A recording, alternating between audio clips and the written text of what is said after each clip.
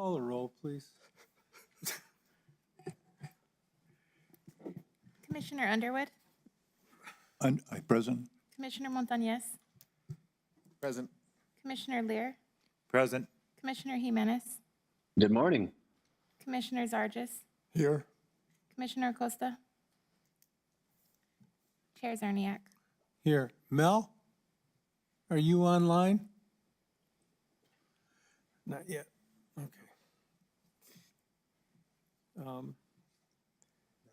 Are there any changes or edits to the agenda? I'll entertain a motion. I'll move the agenda as presented. A second. All those in favor signify by saying aye. Aye. Aye. Opposed, same sign. Can I get an approval of the minutes for the meeting of March 14th, 2024? I'll move to approve the minutes from the March 14th Planning and Zoning Commission meeting. Second.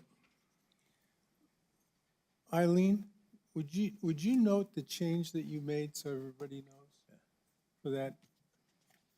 Yes, the only change was the vote was listed as Montañez, but he was actually absent and it should have been Underwood. Okay. Steve, did you get that? Yes. Okay. All those in favor signify by saying aye. Aye. Aye. Aye. Opposed, same sign. Thank you. Hi.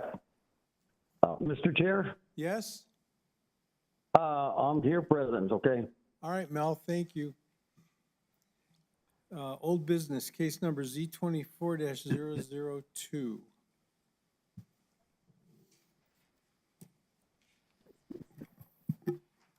Good morning. Please state your name and address for the record. Albert Casillas, 845 North Motel Boulevard. Do you affirm the testimony you're about to give today is the truth under penalty of law? I do. Thank you. Good morning, Commissioners. As you might recall, 2 weeks ago, this case was postponed to today's meeting. Our first agenda item, it's going to be this zone change request. The applicant is Mr. Gabriel Garcia, being represented by Paul Pompeo. It's located on Old River Road, which is south of Las Cruces. Old River connects to Carver Road, just as a more point of reference. Existing zoning is a D2L. This is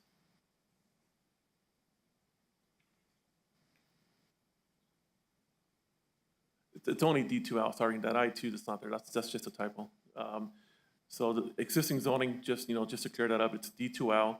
It is a 4.57 acre parcel, and they're requesting a C2 zoning designation to allow storage units. So just to clarify that, the existing zoning is D2L only, medium density residential, and they're proposing a C2 community commercial.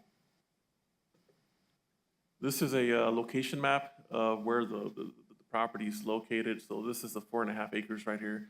Old River Road, it's going to be right here. It's a private road which connects to Carver Road, which is paved and it's county maintained. We got the railroad tracks over here to the east, and then we got South Main Street. This is going to be the Rios Encantados subdivision. I believe this is one of the phases that's there, phase 5, I believe. And then this is also Rios Encantados subdivision. And just a close-up of the property itself, 4.5 acres.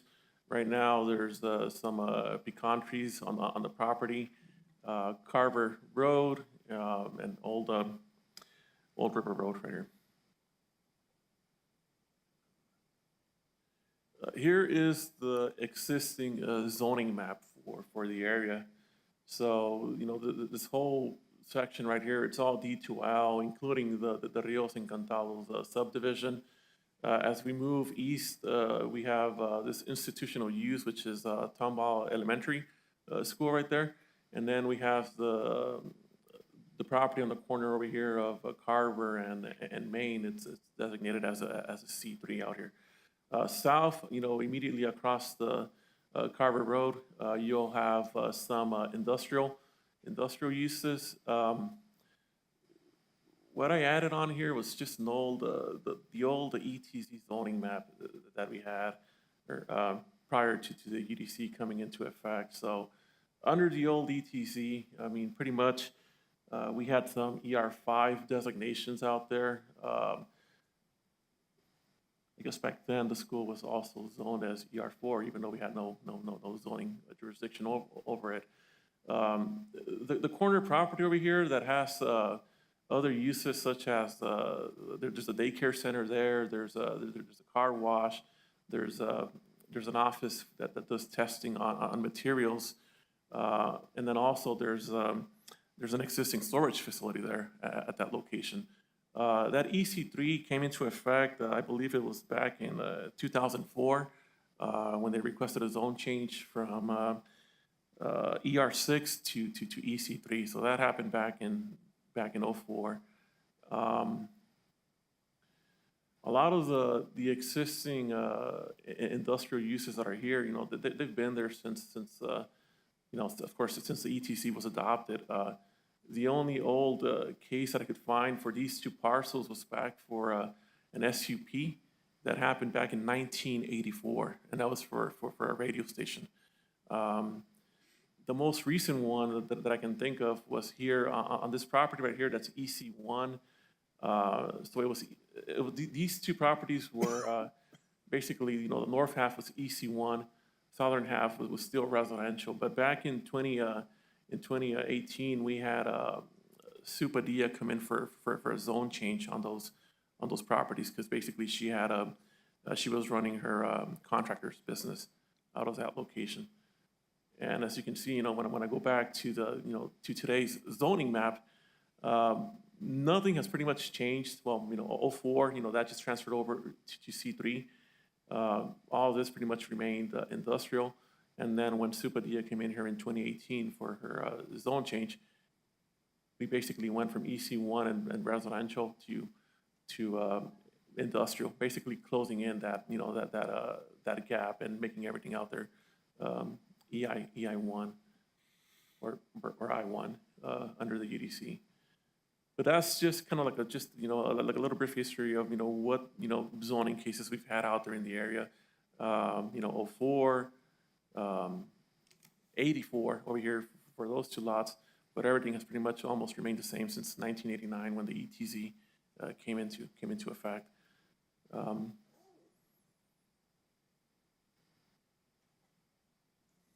And, you know, just like I said it before, you know, the previous zoning on the subject parcel was ER5,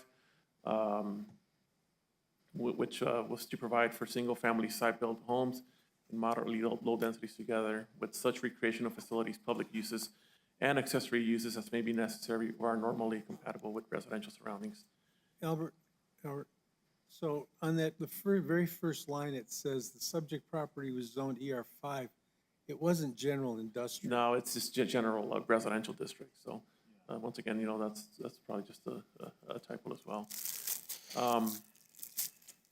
So it went from ER5 to D2L when we adopted the UDC. And of course, D2L permits a mixture of single-family site-built homes, manufactured homes that have to be ground set, duplex residences, and other related residential support uses. The property does have an ag assessment right now by the county assessor's office. Water is available from the city of Las Cruces / Jornada Water, and any septic tank is going to, you know, provide services for wastewater.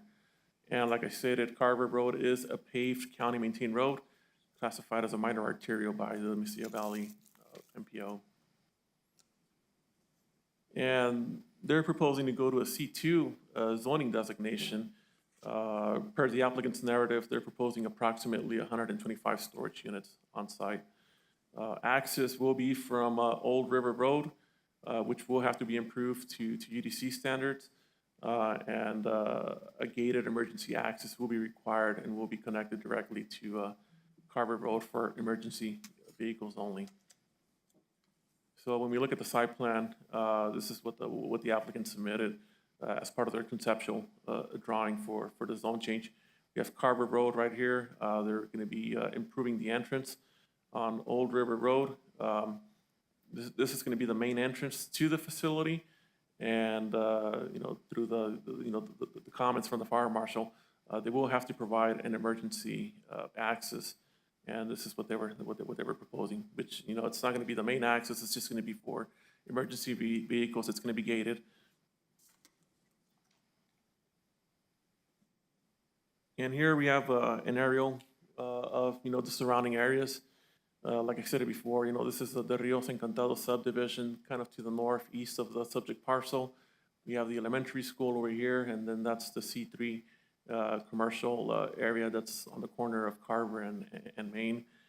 And then to the south, we have, the existing businesses that are currently there. Right across from the street,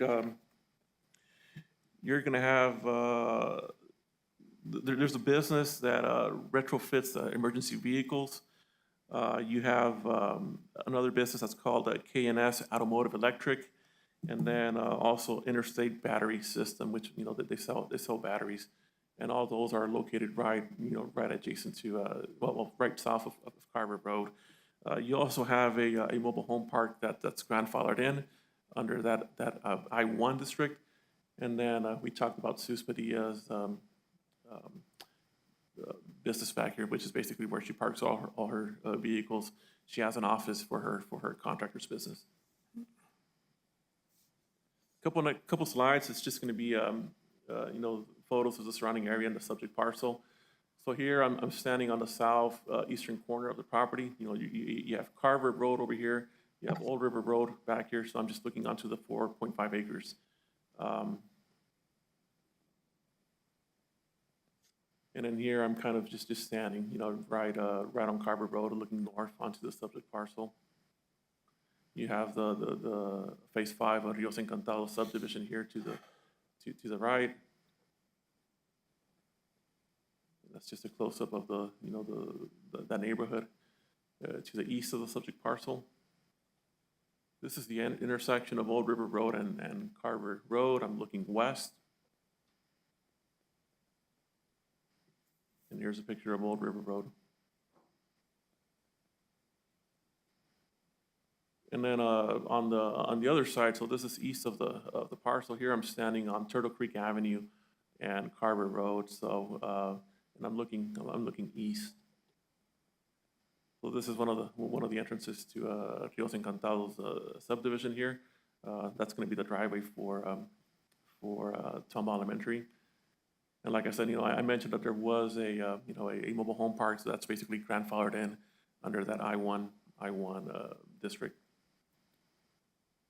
And then just looking back at Carver Road, and just one of the businesses that's right, right south of the subject parcel across from Carver Road. And a picture of the elementary school. So when we look at the requirements for zone changes, we got to look at the section 203. We got to look at 203D, which is the decisional criteria. This is the area of notification. We went out about 300 or 350 feet. That's the buffer that's being depicted on there. About 30 properties were notified. And then, of course, we did postpone this case. We did send out a courtesy letter again on that next Friday, just to let people know that the hearing was going to be today. One of the things that I'm going to call out, we do have this section in the code that says that if the owners of 20% or more, and there's two parts to this, but I only highlighted the one that's applicable to our case today. If the owners of 20% or more of the areas within 100 feet, excluding public right-of-way, of the area proposed to be changed, they're basically going to need a 2/3 vote from all members of the P&Z or BOCC. 2/3 out of 7 members would be five votes. Okay, so I just wanted to point that out. And then, so I had a GIS just basically create a buffer, calling out those properties that were within 100 feet. So I identified 17 properties, and that's not including the county right-of-way. 8 letters so 17 properties were identified. We had about 8 letters in opposition, which is almost, half of those 17 properties. So that's more than 20%. So I just wanted, to call out those numbers, those letters in opposition, they're included in your packet. But I just wanted to make sure, call out the owners that did submit a letter. We cross-referenced that with the numbers that were here. And those are the numbers that came out. 8 letters in opposition out of 17 that were within the 100 feet of the subject parcel. Let's look at the D1 criteria. When we look at the number of homes, that's not really applicable because they're not proposing a residential development. There's not going to be any effect on population because it's for a commercial use, so there's really no impact to demographics. Potential traffic flows and impacts.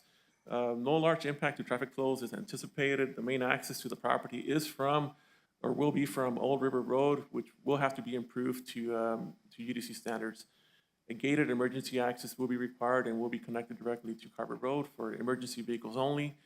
Carver Road is a county-maintained right-of-way classified as a minor arterial by the MPO. Projected peak hour traffic is estimated at 19. 2 trips in the AM peak between 7 and 9 a.m. and 3 trips in the PM peak between 4 and 6 p.m. So this is all information that's included in your packet, and this was submitted by the applicant. Need for new commercial or residential activity. So the zone change will basically allow the applicant to operate a storage unit facility.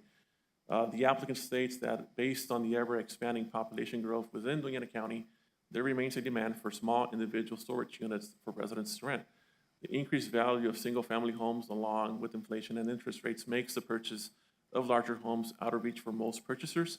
The zone change will facilitate the creation of a commercial facility that will accommodate the demands of the growing population.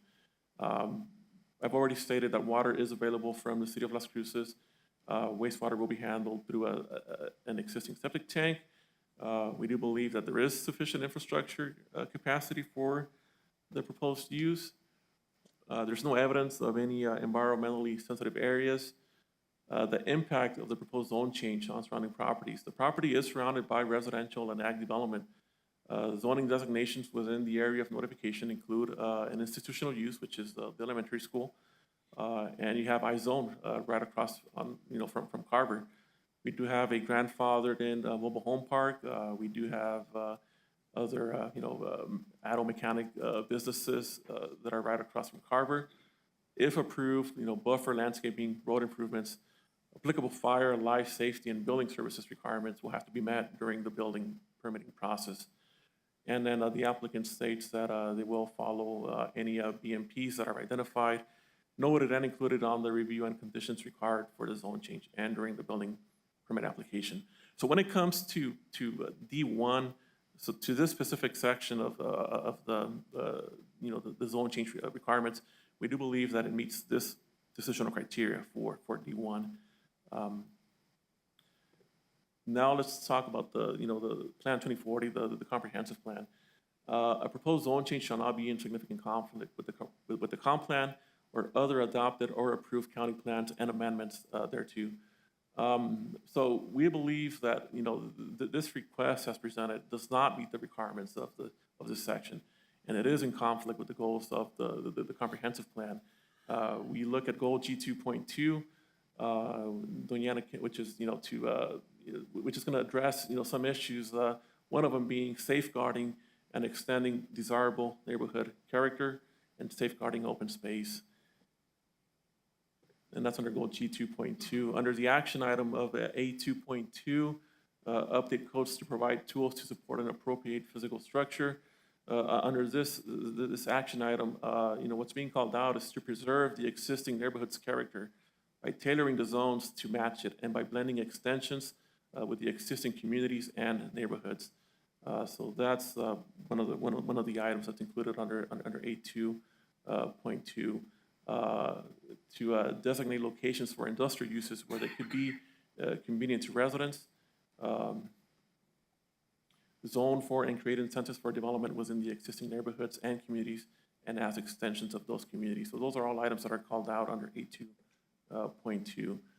When we look at D5, which is basically the Miller criteria, when addressing a sufficient change of conditions, making the zone change reasonably necessary to protect the public interest,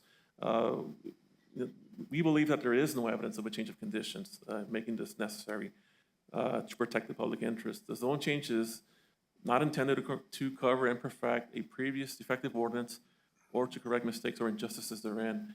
If denied, the applicant could still use the property as allowed under D2L zoning.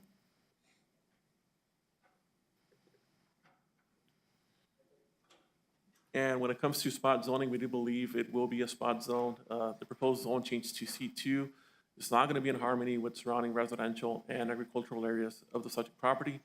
The property size is 4.57 acres, and it's not going to be a benefit to the community by allowing 125 storage units, on those 4 acres. It's going to be for the benefit of the, of the property owner. And the staff findings, that should say zone change up in the top. That's, my apologies for that. But the findings are included in your packet.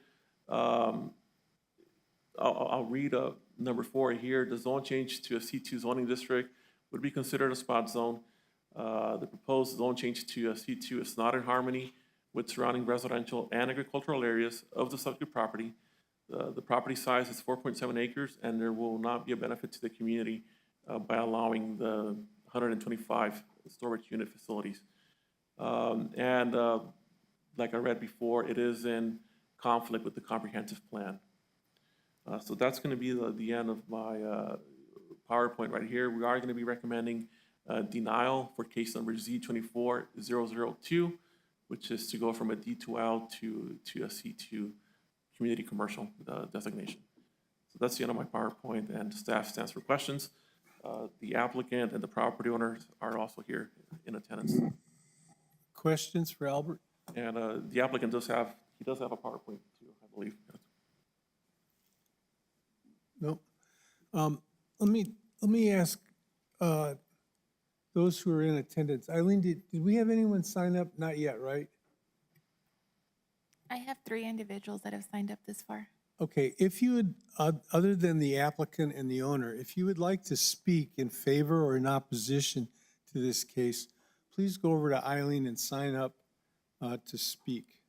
We appreciate that. It helps to expedite that process. While we're waiting, we'll have the applicant or owner speak. Okay. Will, can we get the other PowerPoint?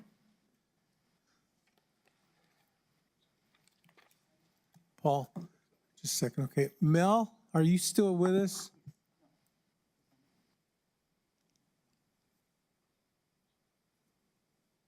Yes, Mr. Chair. Did you have any Yes, questions for Albert? Mr. Chair. Yes. No, I don't have any questions for Albert. Okay. Commissioner Jimenez, do you have any questions? Well,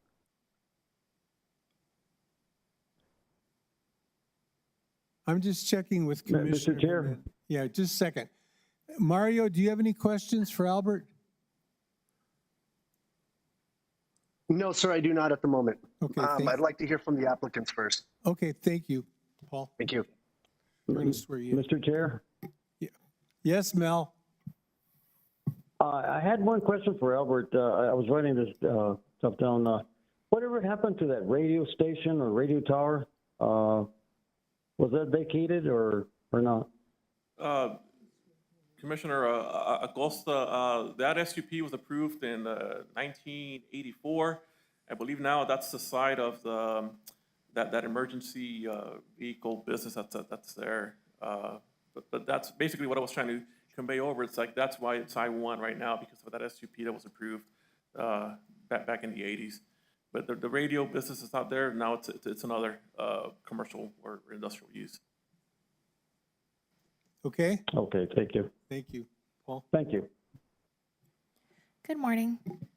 Please state your name and address for the record. Paul Pompeo, 3500 Sedona Hills Parkway.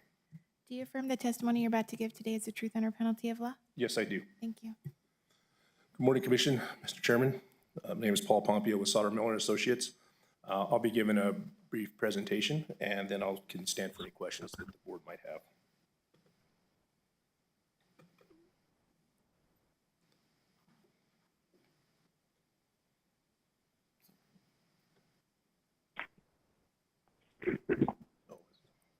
It will, oh, it's just a little slow. Yeah, there you go. Good evening, Commission. I know some of my presentation might parallel staff's, so I'll try to be brief as I make my way through it. As you can tell from the attached aerial photo in the slide, this property is located on Carver Road and Old River Road, just south of Las Cruces. Site is approximately 790 feet west of the intersection of South Main Street and Carver Road. The existing zoning is D2L, medium density residential, allowing for 6,000 square foot minimum lot size pursuant to NMD standards. With that, Mr. Chairman, I'd like to point out, it's not on the slide, but there is a City of Las Cruces manhole approximately where my pointer is, so wastewater is relatively adjacent to the property. Request for the zone change from DL2 medium density residential to C2 community commercial. And as presented, this will allow for the development of a 125 unit mini storage complex. I would like to point out that this complex is climate controlled and it's just not a standard storage facility. Before you is our conceptual layout that shows generally what the layout of the property would be to comprise that 125 units. As noted by staff, the primary access will be off of the Old River Road and Carver Road, and we are providing one emergency access for emergency vehicles off of Carver Road.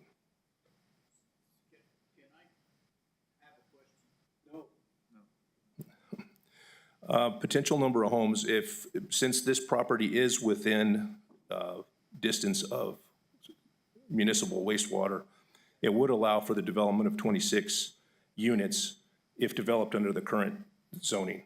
Right now, we have 0 population because we're not proposing residential. That would, if we, population under the current zoning, there would be 63. Under the proposed zoning, 0, because obviously we're doing commercial.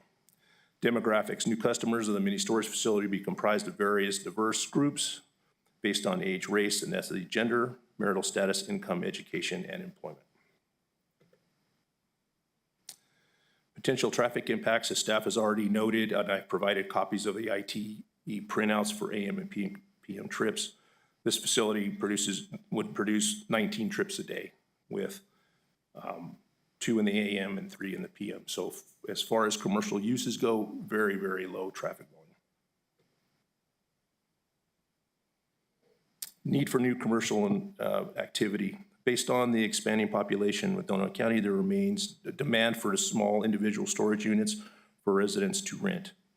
This is supported by market analysis of rental rates for existing facilities. The increased value of single-family homes along with inflation interest rates make the purchase of larger homes out of reach for most purchasers. I will be speaking to that on the last slide of my presentation more in detail. This zone change will facilitate the creation of a new commercial facility, accommodate the demands of an ever-growing population. Potential for water and sewer needs. There'll be very limited water need, and that will be supplied by the City of Las Cruces, which is formerly Coronado Water Company in this area. And as mentioned by staff, for the commercial facility, since there's only one restroom facility there, it would be handled by an on-site septic tank approved by NMD. Existing infrastructure, 2 primary infrastructure systems impacted by this development are transportation and water. As outlined, the water system in the area exists adjacent to the new commercial site is adequate to supply the new development. The existing City of Las Cruces systems have sufficient water rights and water supply to serve this development. The transportation access for this development is from Old River Road out to Carver Road. This project will require the construction of a segment of Old River Road to adequately serve the new commercial use. All traffic will be directed to Carver Road. A gated emergency access will be constructed directly out to Carver Road for emergency vehicles only. Carver Road is classified by the Mesilla Valley MPO as a minor arterial and has the required capacity to carry the anticipated low number of daily trips from this development. Sensitive areas, this project has historically been utilized as agricultural farming. Adjacent land uses are farming along with residential home sites down to 6,000 square feet in size. There are no environmentally sensitive areas on or adjacent to the subject property. There are no areas of historical significance on or adjacent to the subject property. There are no areas on or adjacent to the subject property containing endangered or rare species of animals or plant life. Impacts to surrounding properties. There are several zoning districts in this general area of the site to include D2L, medium density residential, I1, light industrial, INST, institutional school, and C3, regional commercial. With these multitudes of zoning districts, a C2 community commercial will blend in the general area and will have negligible impact on the surrounding properties. Further, due to the existence and site grades, the facility will sit several feet lower than Carver Road, reducing the visual impacts to the surrounding property owners.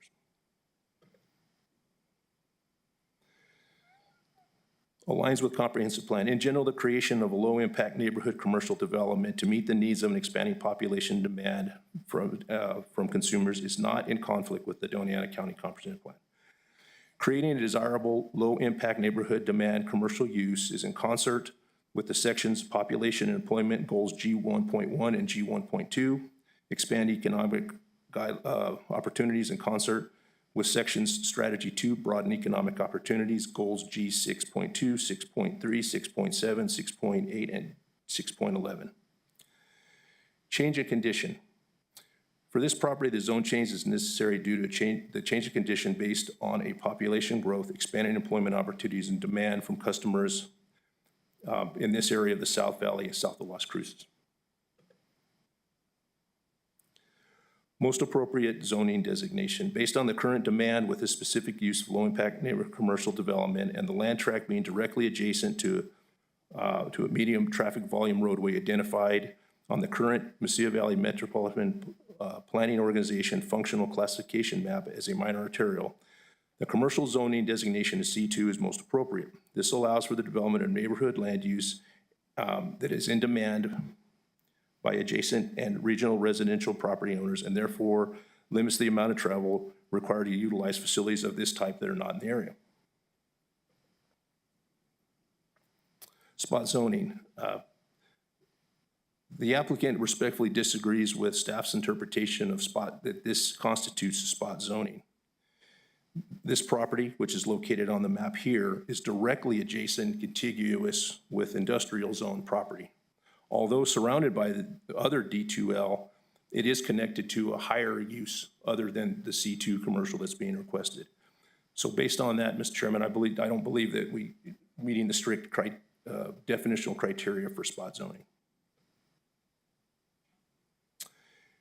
Major and unplanned capital expenditures. This development will not require any capital expenditure from public sources. Any required development infrastructure will be provided by the developer. There has been comment made that this property should be left and be subdivided as residential property. Mr. Chairman, you might recall that this case was approved under ETZ S06084 in 2008.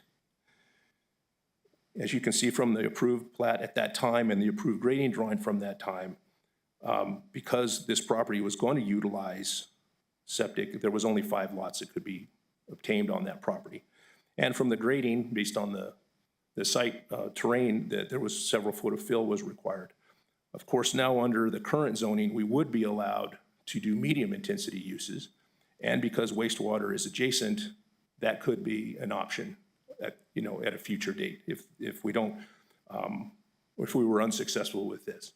So I would suggest that we have tried and others have tried to develop this property as single family residential, but due to the cost of development, it is unobtainable.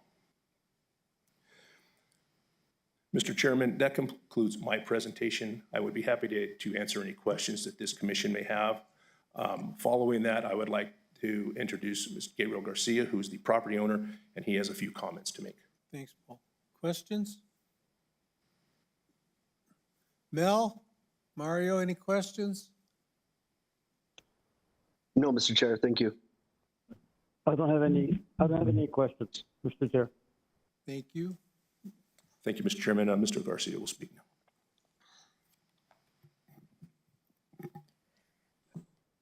Good morning. Please state your name and address for the record.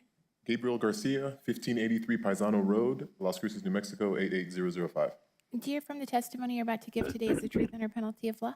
Yes. Thank you. Good morning, members, commish. My name is Gabriel Garcia. I also want to say that I'm happy to see that people have shown up to contest or approve this rezone. It's good to see that the community is really involved in what happens. So I just want to say thank you for that. A little bit about this property.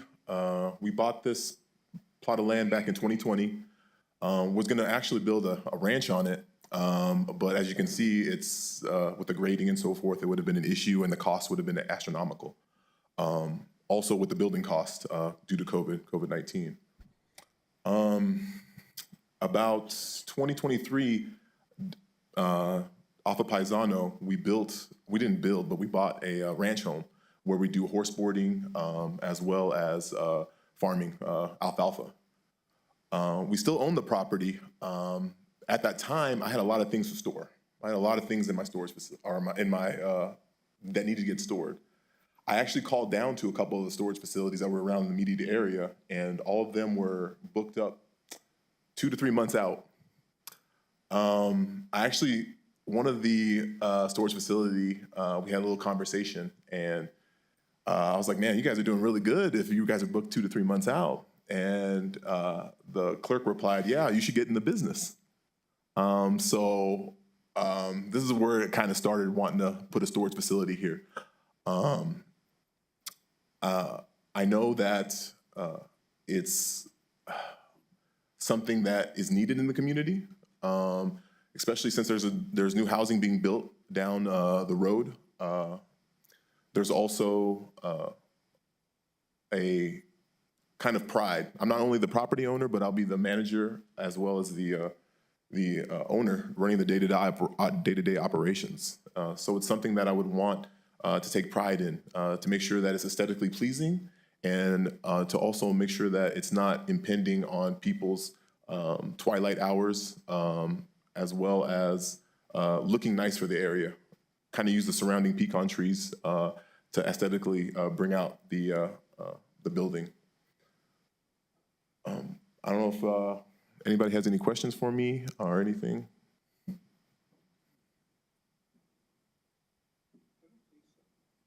Thank you. Thank you for your time, and thanks for everybody for coming out.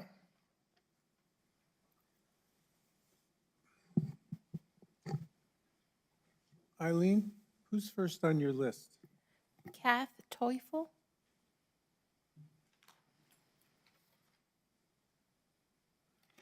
Good morning. You might need to move the microphone down.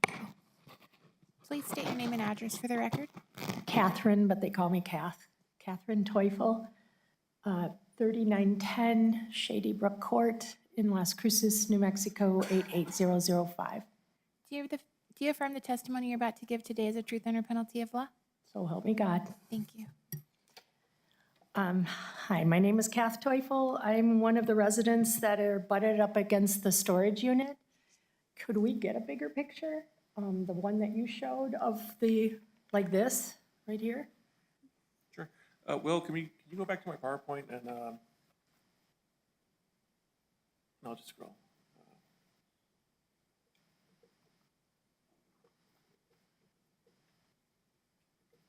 I do have the notification map. Shows our property is the largest one. Does that work? You had a better one. You had one that had all the numbers on it, but That one does. It's see? just a little hard to see. because I think we're number 15. We're 14. 14. So you're right here. That's yours right here. Yes. We're number 14. We're the largest lot in the subdivision that is adjacent to the plot of land. I worked for an insurance man for 16 years in Wisconsin, and know that anything around a storage unit is burdened with a higher insurance because of the higher statistics of break-ins. If you have a car, a boat, a camper, whatever you have on your property will be higher in insurance after a storage unit is built. It devastates the home values. Working with him, we got calls because banks will refuse to give a loan to a home that's right beside a commercial area. People were asking my insurance man for help, and he could not help them. It made it very difficult for people to sell a home, and certain counties had to disclose that.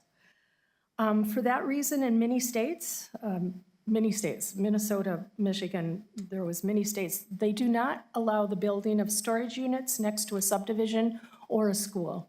And in those states, you will see the storage facilities in industrial parks or outside the city limits next to gas stations, for example. There are city units, storage units within cities. For example, in Milwaukee, Wisconsin, there was storage units, but they had to be so many blocks away from a hotel because of the high crime rate. So there's reasons for that, and the lowering the value of the hotels. And so there was certain areas, and it had to be an industrial type of area in Milwaukee or Madison, any of the big cities. And sorry, I'm using Wisconsin as my example, but that's where I work.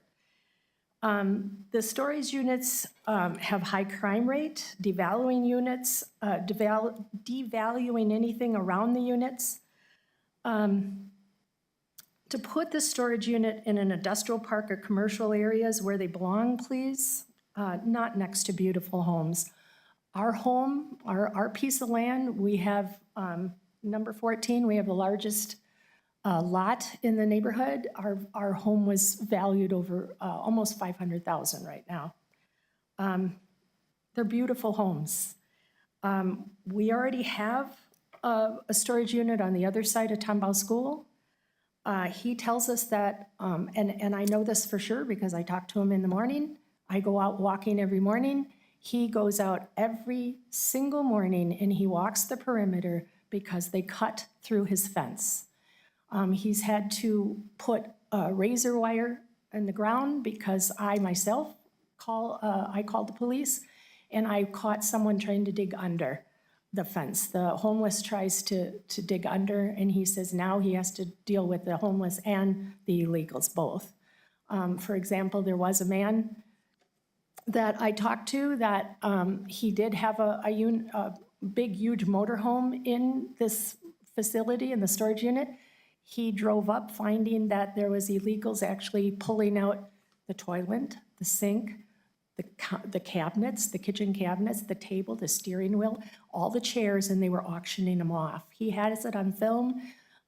So this is what we're looking at. If these storage units come in, I don't care if they're climate unit, I don't care if they're pretty and pink, I don't care. They're gonna lower my value of my home. My husband has now dementia, and so now we're looking at what is our future. And I wanna sell my home if he goes, for the $500,000 that they're claiming it's worth, not $400,000. I don't want my insurance to go up. I don't want my camper insurance to go up. I don't want my boat insurance to go up. And neither does anyone else in the neighborhood. Most of the homeless are trying to break in. They're trying to break into the units. They're trying to sleep in there. They're trying to sleep into the campers. I'm against this. Thank you. Jerry Scribner.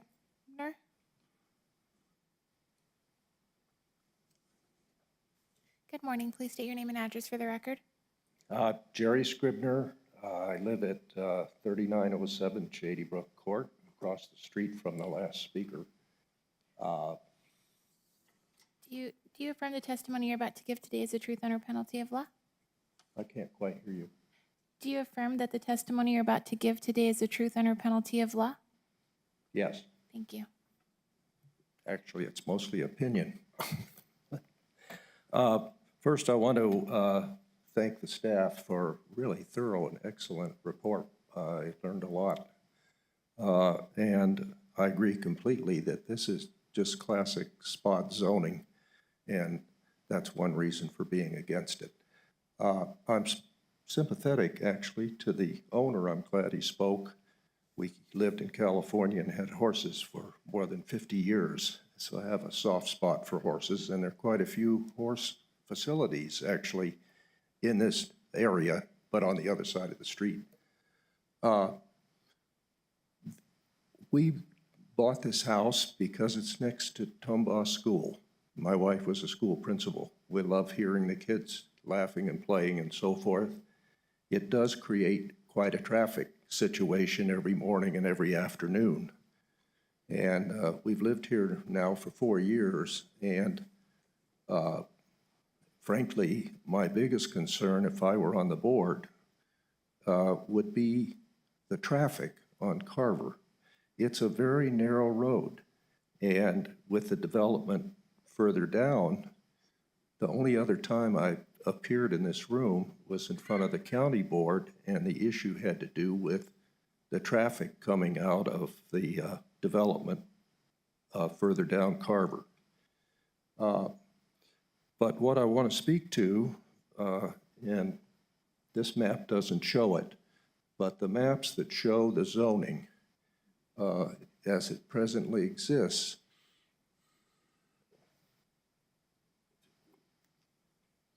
the one that shows the residential neighborhood and the commercial area. Yeah, that's it.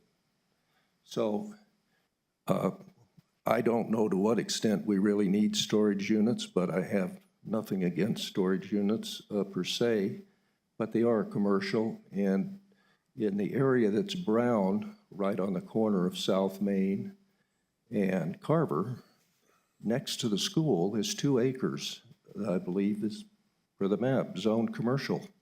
You could put storage units there.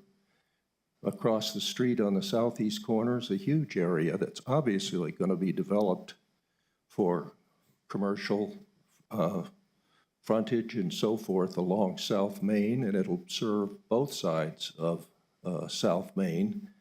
And actually an even larger storage facility might be appropriate there if there's really such a shortage of storage units. I can't speak to that. But the main point is this is a residential neighborhood, properly so, and it'll develop, as you've indicated, as a residential neighborhood all the way over to the next main arterial. And I wanted to again go back to Carver. As was mentioned by the applicant, it's actually a raised roadway with a steep drop-off, not just on this proposed side, but on both sides. There isn't really room to expand it except at some considerable expense. So the argument from a spot zoning perspective was, well, this actually would be create less traffic than homes. And that's true. But I hope you will look at the long run and recognize that as other zoning decisions come up, we really need to look at the fact that Carver is not just a small country road with not a lot of traffic. It's going to be the biggest issue I think you'll have to face in this particular area. So with that, I think this is the wrong place to put storage units in the middle of a residential area. Thank you. Any questions? Eileen? O.B. Sanchez.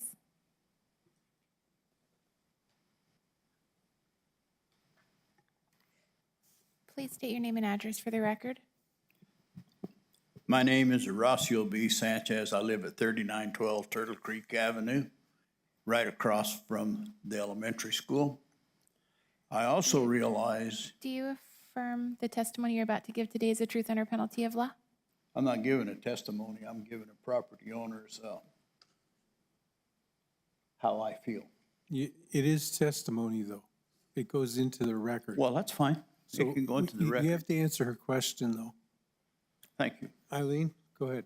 Do you affirm the testimony you're about to give today is the truth under penalty of law? I do. Thank you. Thank you very much. Gentlemen, I have some concerns about the drawings. First of all, has a traffic study really been done on Carver Road? I mean, we're adding a lot of things on Carver Road. Carver Road is a 2-lane highway. It's a little street, and it has really no potential to be made into a 4-lane. And, you know, if Las Cruces is gonna prosper, and if Donna Ana County is gonna prosper, we need to be careful how we do things. And that property right there, I'm fine with a person wanting to make money off of property, but I also know that that doesn't apply to every piece of property. And for one, I'd like to have that drawing blowed up where they show the real drawing. I never got the real complete drawing of this project.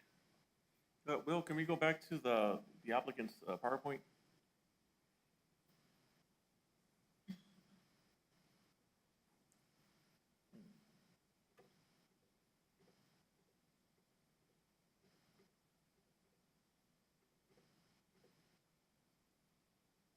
That's as good as it's gonna get right here. That's the best you can do?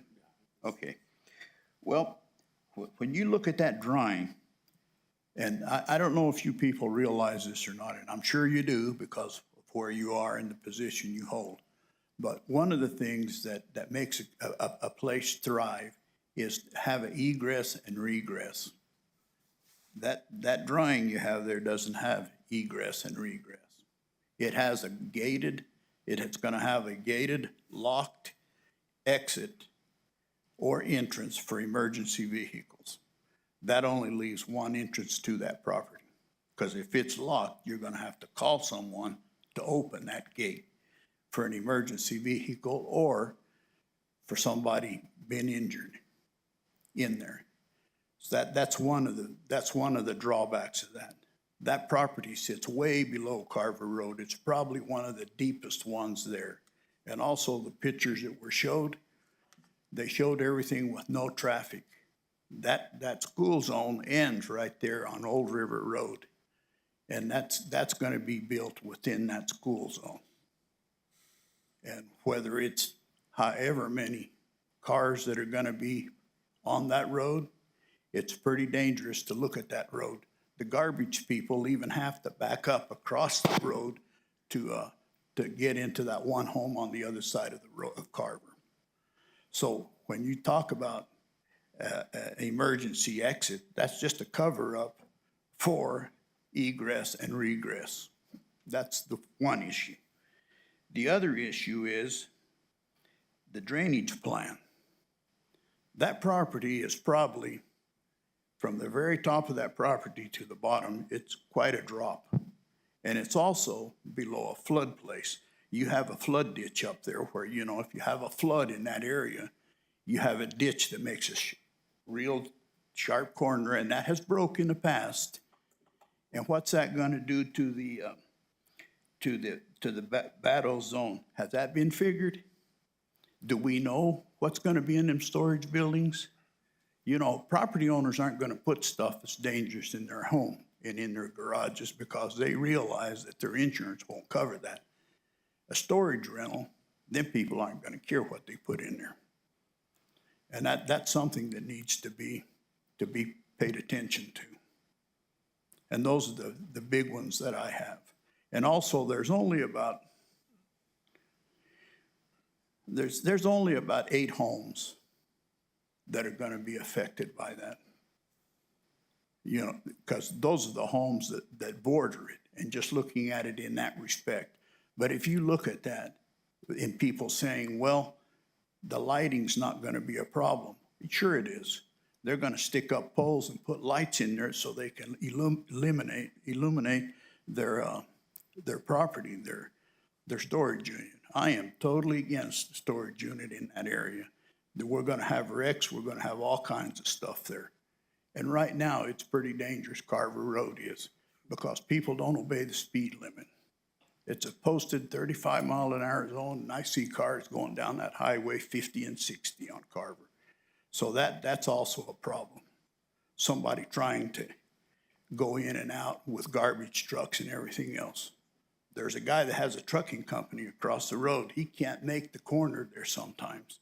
He has to drive across the street, or he has to back into his driveway and then come up. So that's pretty poor planning. I mean, if we want to keep up with times, that's something that needs to be addressed. You know, the exit and regress to these businesses. They need to be done right. Also, there's some other stuff that meets the eye, and that's the school zone. You're not going to tell somebody that needs something out of a storage zone when to go and when not to go.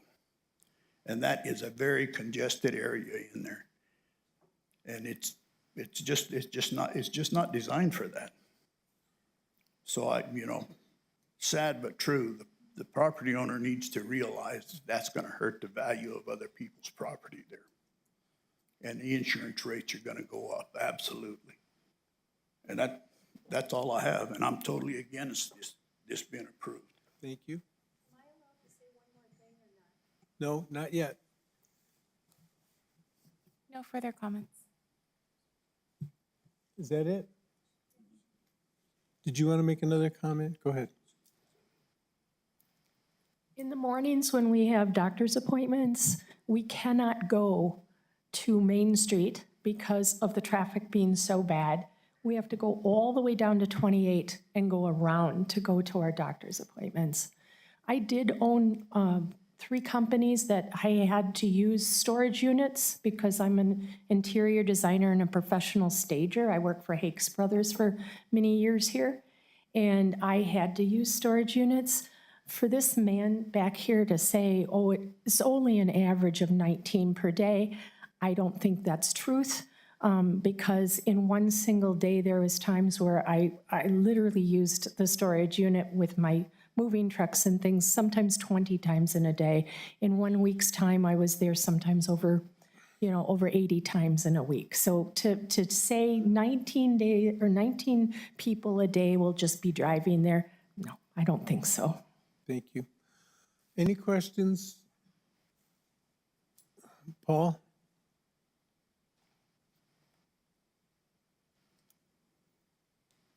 Thank you, Mr. Chairman, Commission. I'd just like to respond to a couple of the comments made by the people objecting to this. First, I can't speak to insurance rates or property values. I'm not aware of in my 33 years of doing this type of work where development has caused a reduction in property values. The spot zoning, I believe, Mr. Chairman, I've already been clear on that. Our position is if we're directly adjacent and attaching to a higher zoning that, I just don't know how that can be considered spot zoning, but just by its pure definition. As far as Carver Road, being that road has been discussed since, the Aldershot rezoning case, the other sanctuary, development. Rios Encantados 5, which 2 of the people spoke of here. If you'll recall, Mr. Chairman, when I presented that case to the ETZ Commission, the people living across River Road did not want Rios Encantados 5 built. But yet there are numerous families that very pleasantly live in that subdivision now. So with change, I guess that's just part of life. As far as the traffic goes, Mr. Chairman, respectfully disagrey with the last speaker. The traffic generation volumes came straight out of the ITE manual. So that's what the national average is, then that's what that document, it said just mini storage just does not generate that much traffic from a commercial use. And finally, Mr. Chairman, I wanted to point out to you that these are climate controlled units. These are not just a standard, unclimate controlled. They'll have a solid perimeter fencing on there to keep people out. As you were aware, Mr. Chairman and Commission, if you've seen the last 3 mini storage facilities that have been built in Las Cruces. They're quite substantial in terms of architecture, reduced site lighting by the night skies and shielded exterior fixtures, more southwestern colors, mortars, stuccos, and things of that nature. So we believe that we have a quality project here, and we would respectfully ask this board to pass this zone change so that we could proceed with the construction. Thank you, Mr. Chairman, and I stand for questions. So let me ask you a couple of questions. In your presentation, you said that you did a market analysis that showed that this kind of facility was needed. Market analysis is a very specific thing. Okay, Mr. Chairman, to be clear on what I was trying to project was, when Mr. Garcia presented his concept to his banks, his financial institutions, the people that would actually lend money to have something like this built, they see it as a need, and therefore their willingness to lend money to develop a project of this type. If there was not a demand for this type of use, the very first roadblock you'd hit would be your financial institutions. But you or Mr. Garcia didn't do a formal market analysis. No, Mr. Chairman, we did not. Okay. And the second question, when you talked about the issue of the Miller criteria, you identified some very general changes in the county that would justify any zone change anywhere in the county. Is there anything specifically that happened to this property that changed the conditions that would allow this kind of zone change to occur? Well, Mr. Chairman, the fact that the zoning atlas now allows for medium density, which in my opinion would also be in conflict with the ER5 zoning that was next door on 3rd-acre lots, because now we're allowing 6,000 square foot lots. We're allowing multi-story buildings, and those would all be allowed by right. So, to develop it in direct concert with the neighbors next door would require rebuilding of Carver Road, building Old River Road to its fullest length, importing of several feet of fill, and that would be burdensome and therefore not allow that to be developed as residential. Unless we go to a residential like medium intensity that, in my opinion, once again, is out of concert with the properties directly next door. And what's the difference in elevation between the property and those adjacent properties on Shady Brook Court? Well, okay,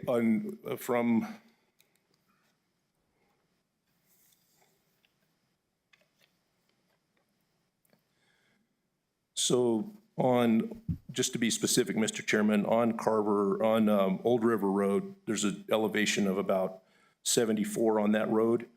The lots are about elevation 71. The elevation of the property owners that live to the west is about elevation 77 or 78.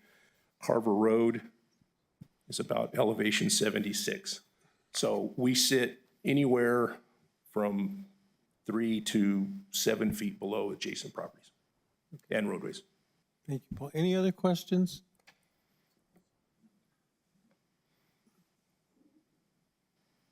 Mel, any questions?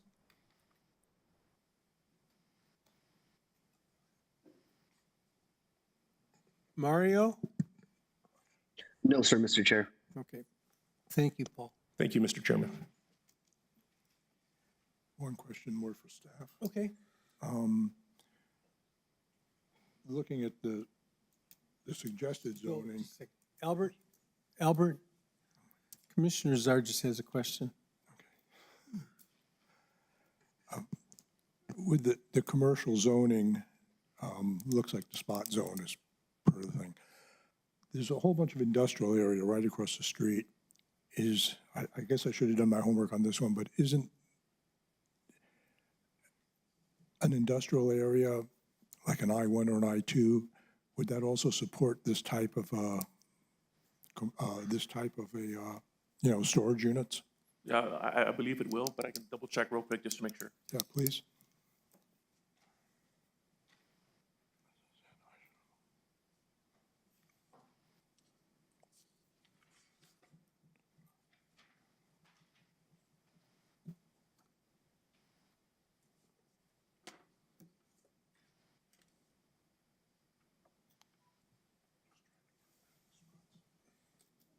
So storage units will be allowed anywhere between C2 zoning designation all the way up to I3.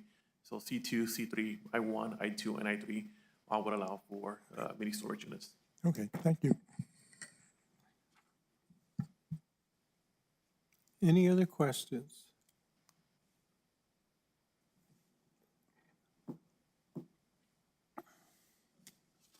Okay, I'll entertain a motion. Mr. Chair, Yes, can we Steve. please just pull the zoning map again? Yeah. One more time? Sure. I Well, can we go back to my PowerPoint? can understand Commissioners are just as, I think some of us may be somewhat struggling with the definition of a spot zone at this point. Especially with current zoning, with the I zoning allowing for storage units.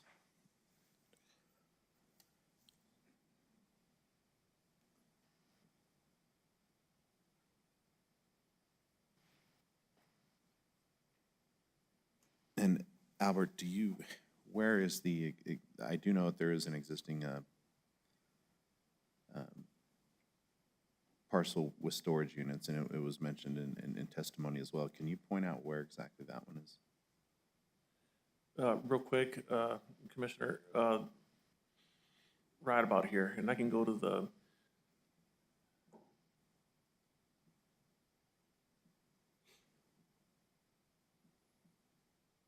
let me see if I can go to one of the aerials. Subject parcel, and then when we go over here to the intersection of Main and Carver, it's going to be these right here. All right, thank you. And like I said it before, that's a car wash, that's a daycare center, and then that's an office for testing of materials. And that's under that C3 zoning right here. Thank you.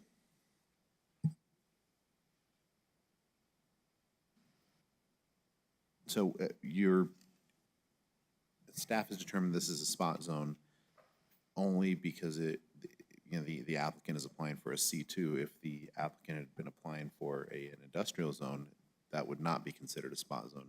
Would I be correct in that? No, No? no, Thank you.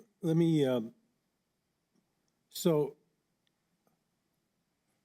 I hate to raise this, but, and I'm not a lawyer. Right.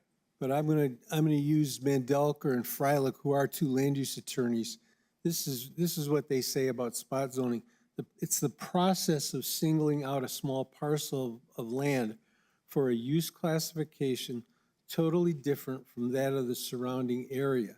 So that's the first part. The second part is even more important. For the benefit of the owner of such property and to the detriment of other owners. That's what's at issue here. If we just went by the first part of the definition, I'm not sure it would be a spot zone either, because you have that industrial use across the street. But I think there's some mobile homes sitting over there too, isn't there? In that I zone? Chair, that is Yes, correct. there are. Like I stated as part of my presentation, there is a existing mobile home park. You can kind of see them right here. But once again, they still fall under that I1 zoning designation. So you do have residential across the street, even though it's an I Yes, zone. and that mobile home park would be this property right here.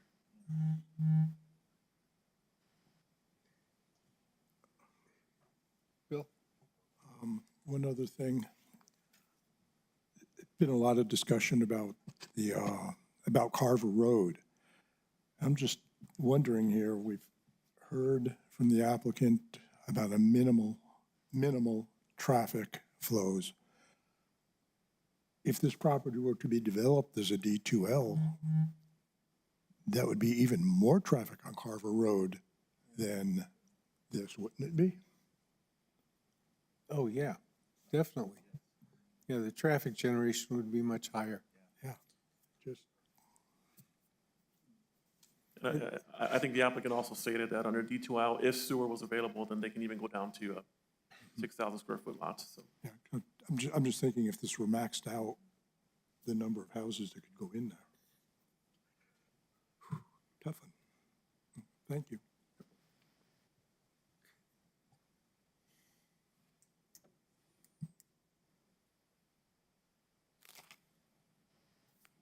And I think that the major traffic generator on the street is the school.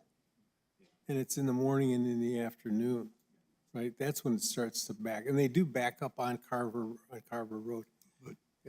But the school is over towards Main Street. You've got all this development west of it that is traffic. Any other questions? All right, I'll entertain a motion.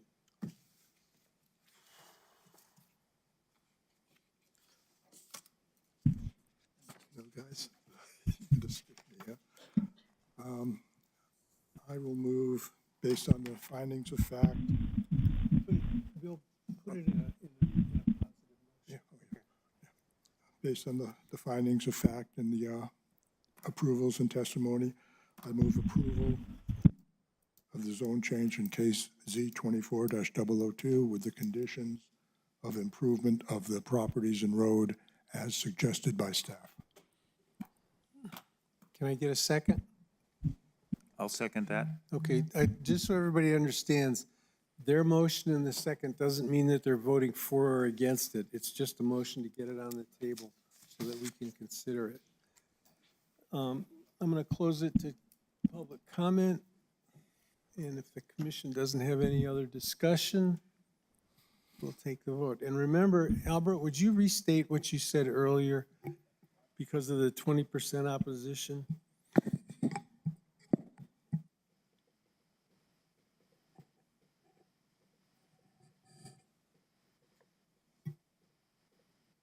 Yeah, just to clarify that statement, the code does call out that if we get a 20% opposition from surrounding property owners within 100 feet of the subject area, that it will trigger a 2/3 vote from the members of the Planning and Zoning Commission.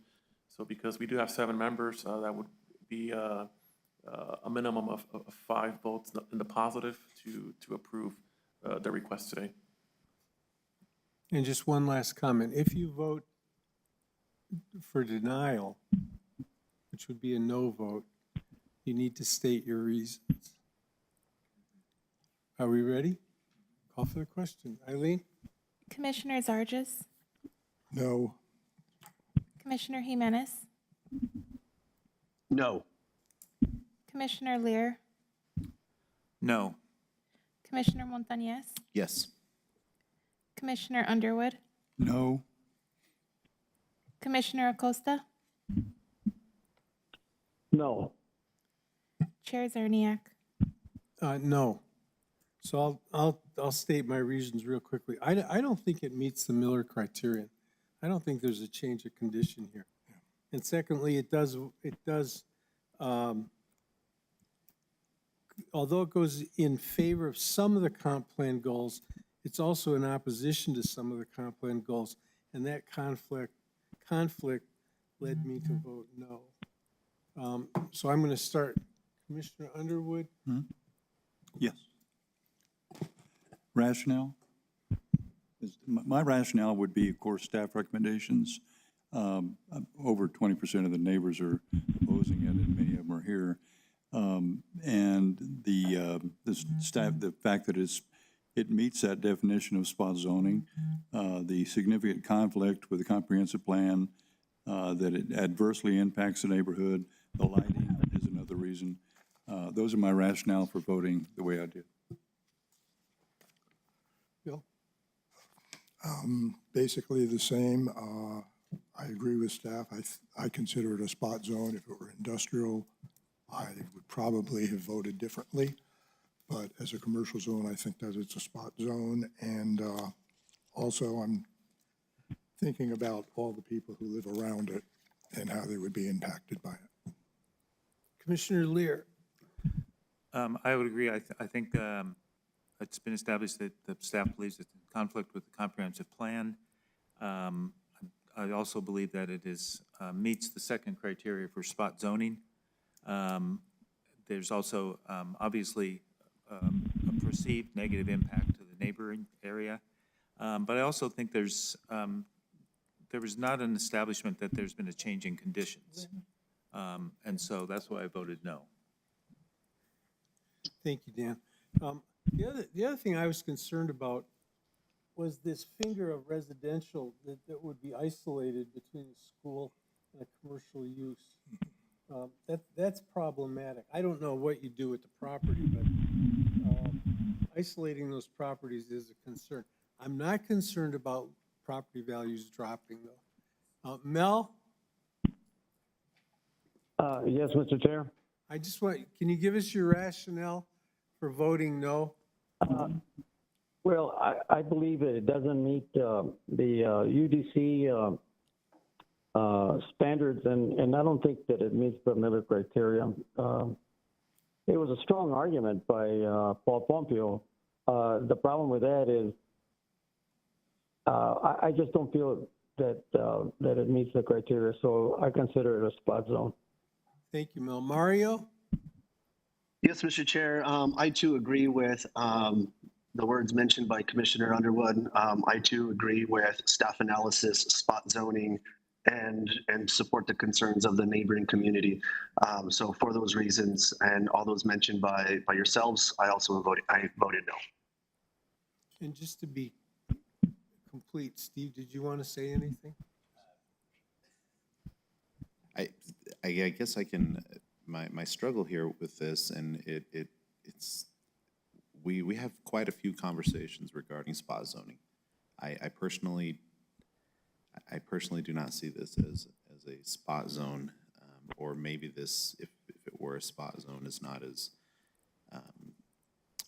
egregious as we've seen, for lack of a better term, as egregious as we've seen in potential spot zoning in prior cases. I am very familiar with Carver Road. You know, I've seen the mobile home parks. I've seen the commercial, and that's why I asked how close we were to the other storage facility there. I guess I would also like to address a couple of, you know, and at this point I'm going to call them myths, and whether they're relevant or not in the future. A storage unit does not increase insurance rates for adjoining or adjacent properties. Appreciate that coming up, but that's simply not the case. And we've talked quite often as far as property values go. You know, I am in the real estate world, and I do appreciate that concern.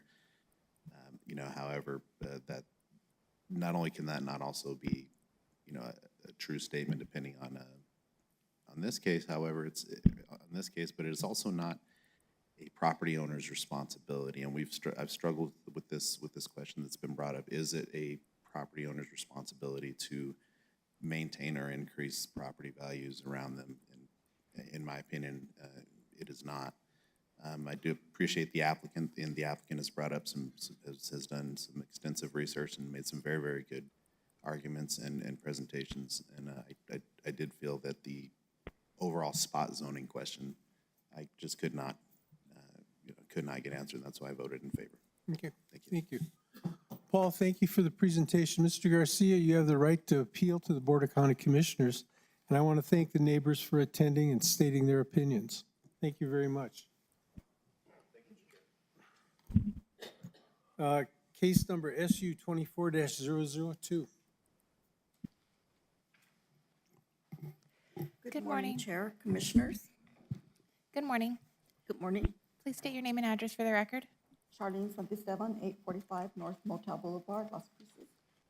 Do you affirm the testimony you're about to give today is the truth under penalty of law? Yes. Thank you.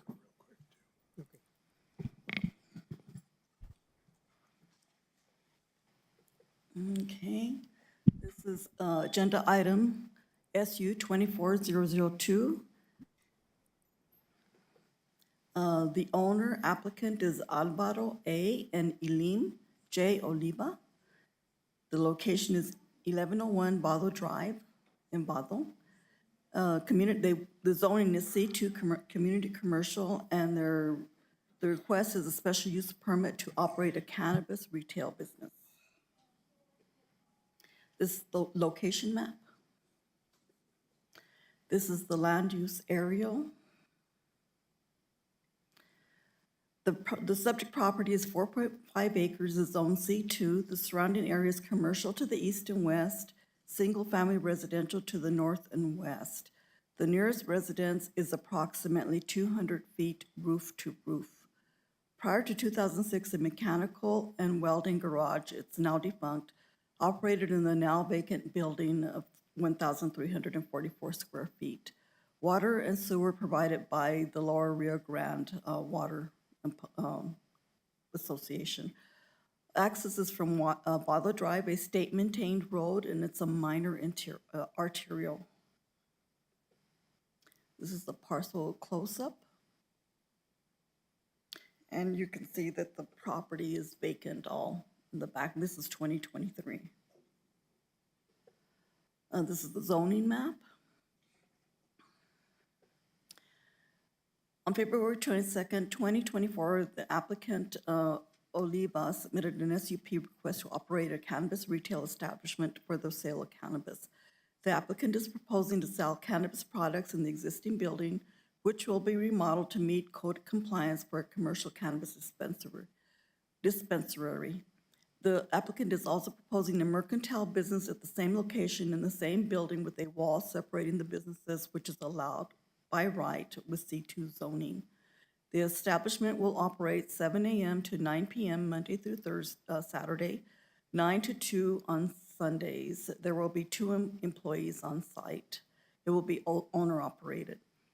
The property is located on Bottle Drive with easy access along a minor arterial and should not have any adverse effects on traffic flow of the highway or neighboring properties. This is the overall site plan. And this is a blow-up of the site plan with their setbacks and stuff. There were 30 letters of notification mailed to area properties on March 5th. Notice was posted in the Las Cruces Sun News on March 4th, and signs were posted on the property in a timely manner. This is the public notification signs. This is pictures from the applicant. When I went out to go take pictures, there were no signs on the property. And these kind of blend in with the building. The winds this weekend blew them away. This is the area of notification. And this is the subject property. And this is adjacent residences. They have a shared property line. And this is across the street, Dollar General. And this is to the north. It's empty, it's vacant. This is to the east. It's all those businesses, a truck stop and car wash. And this is south. And that's west. And this is Bottle Drive West and Bottle Drive East. Let's see. The cannabis establishments, cannabis retailers, and cannabis consumption areas may not be located within 300 feet of another cannabis retailer or cannabis consumption area or residential area. This is from the UDC. For purposes of this section, all measurements taken in order. That isn't me. Okay. Cannabis consumption area shall be the shortest direct line measurement between the actual limits of the licensed premises of this existing cannabis retailer or cannabis consumption area and the actual limits of the proposed licensed premises of the proposed cannabis retailer or cannabis consumption area. The shortest line, direct line measurement to the residential area may be reduced by applying for a special use permit to be reviewed in a public hearing by the Planning and Zoning Commission. The zoning administrator, Planning and Zoning Commission, or Board of County Commissioners may apply conditions to a special use permit in order to protect the public health, safety, and welfare. In the glossary, a licensed person that sells cannabis products to qualified patients, primary caregivers, and reciprocal participants are or directly to consumers. That's our definition. This is the criteria. There's 7 items. The traffic flow, potential traffic, and the traffic impacts are minimal due to Bottle Drive being a minor arterial exiting Interstate 10. Direct access to Bottle Drive shall be approved by New Mexico DOT District 1 office. A site threshold was completed, and the applicant will apply for a driveway permit, which will probably limited access. With the New Mexico DOT District 1, a traffic impact analysis may be required, which is probably likely. The applicant has sufficient off-street parking and room for loading on the backside of the building. A 4.5 parcel is vacant except for the 1344 square foot existing building. The need for commercial, in the comprehensive plan, it meets the goal 6.10, keep money from leaking out of the county. Action 6A, 6.10, plug the leaks in sales and services. Goal 6.G, 6.11, protect and enhance the county market for goods and services. Potential water and sewer needs and supporting documentation showing the infrastructure. The water and wastewater is provided by Lower Rio Grande Public Water Works Authority, and Bottle Drive is a state maintained road.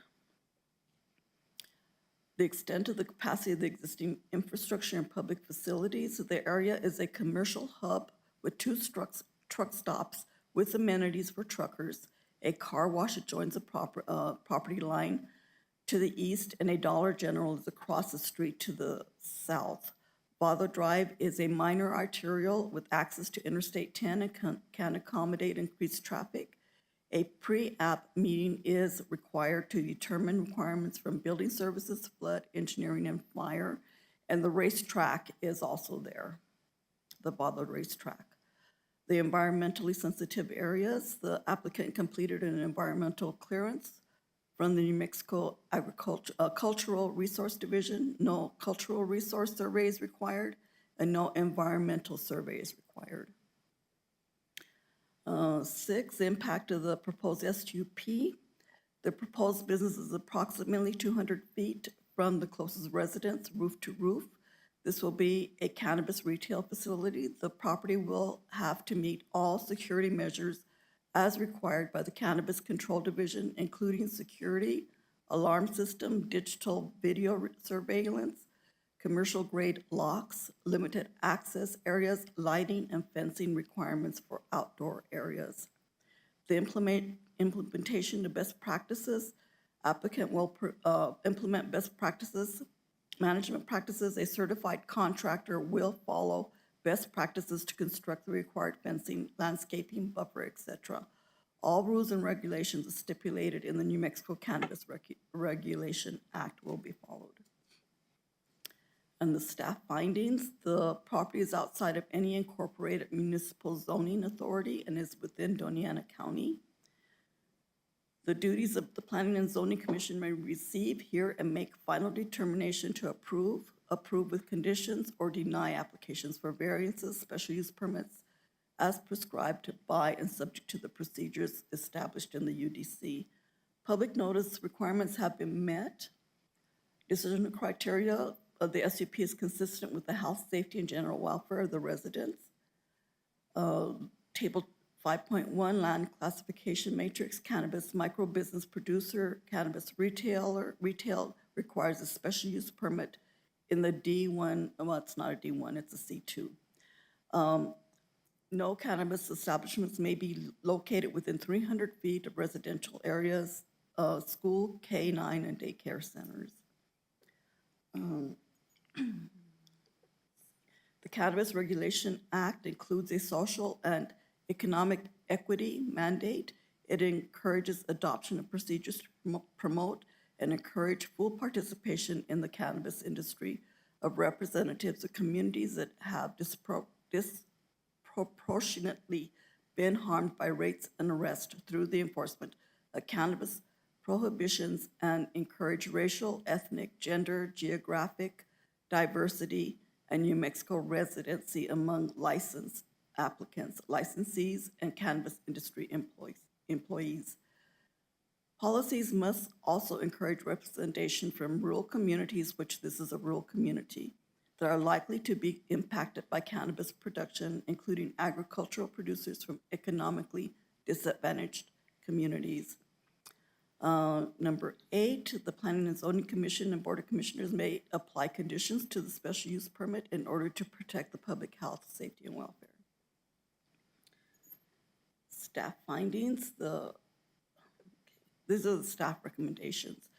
Based on the findings of fact, staff analysis, and agency comments, staff recommends conditional approval of case SU 24002 to operate a cannabis retail establishment with the following conditions.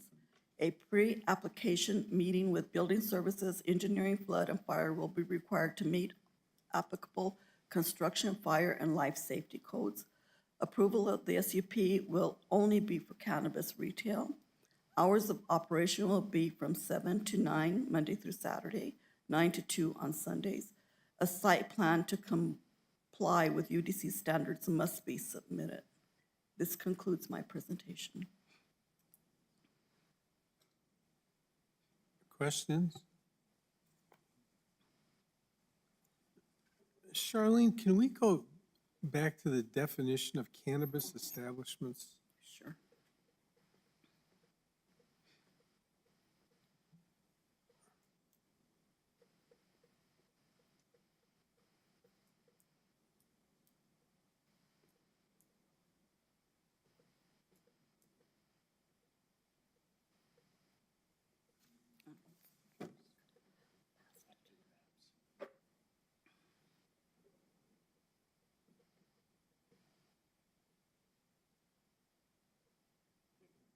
So let's see, it says, the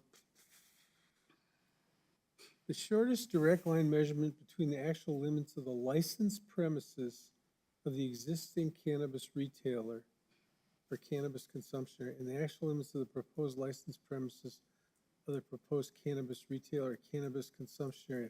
Where does it say anything about residential areas? On the top, it says, right up here, the 300 feet of another cannabis retailer, cannabis consumption area, or residential area. So can you show us how you measured the 200 feet? I measured it on GIS with their measuring tool to get an approximate. That's the best way I could get it. But you measured it from where to where? From the rooftop of the building to the rooftop of the nearest residential area. And what's the nearest residential building? They share a common lot line, but it's approximately 200 feet according to what I did on GIS. Okay, but they abut each other. Huh? They abut each other? Oh, yeah.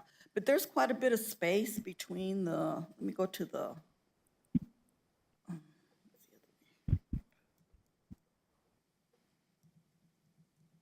what's going on here?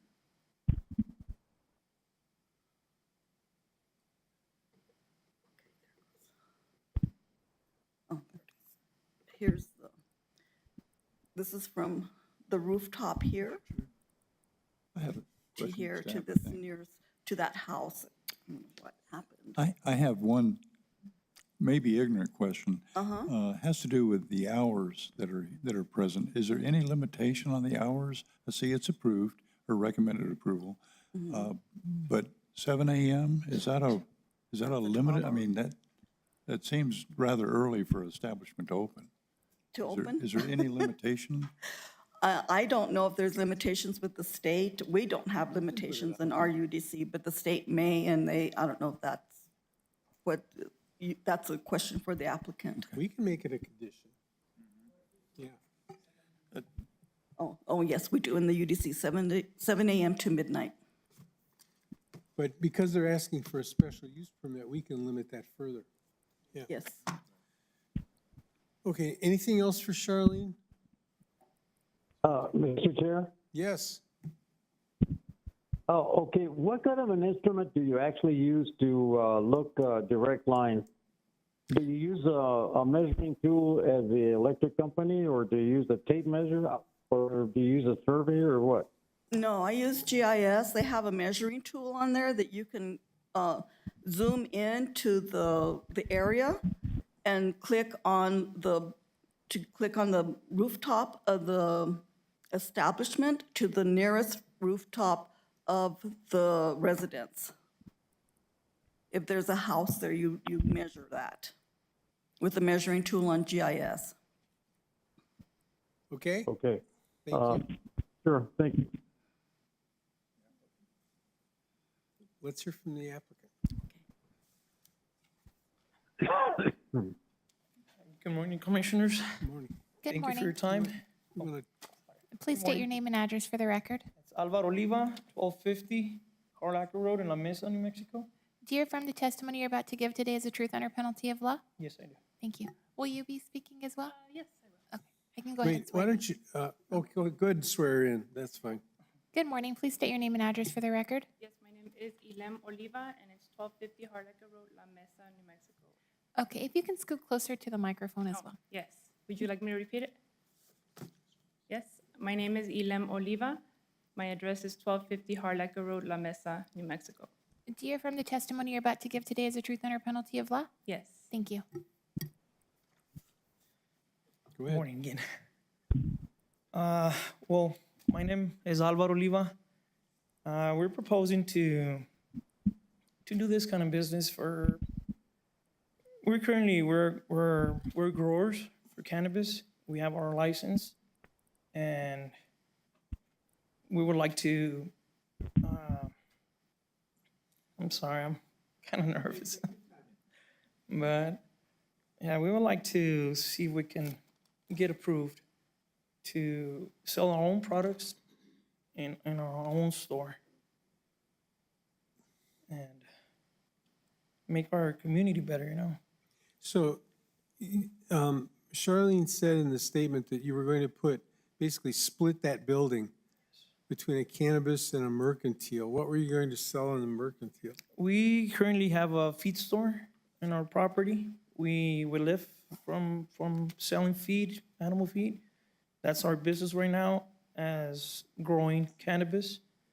And that's why we purchased this property, because we thought and we see that there's a lot of potential and bringing to the community too, for our products and for our family.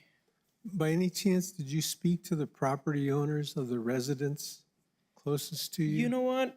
I talked to a couple of them, and I know them because I was raised in this around there, Vado. I was raised in Vado, and more likely I know most of the people, and I've been talking to them, and they don't see a problem with that.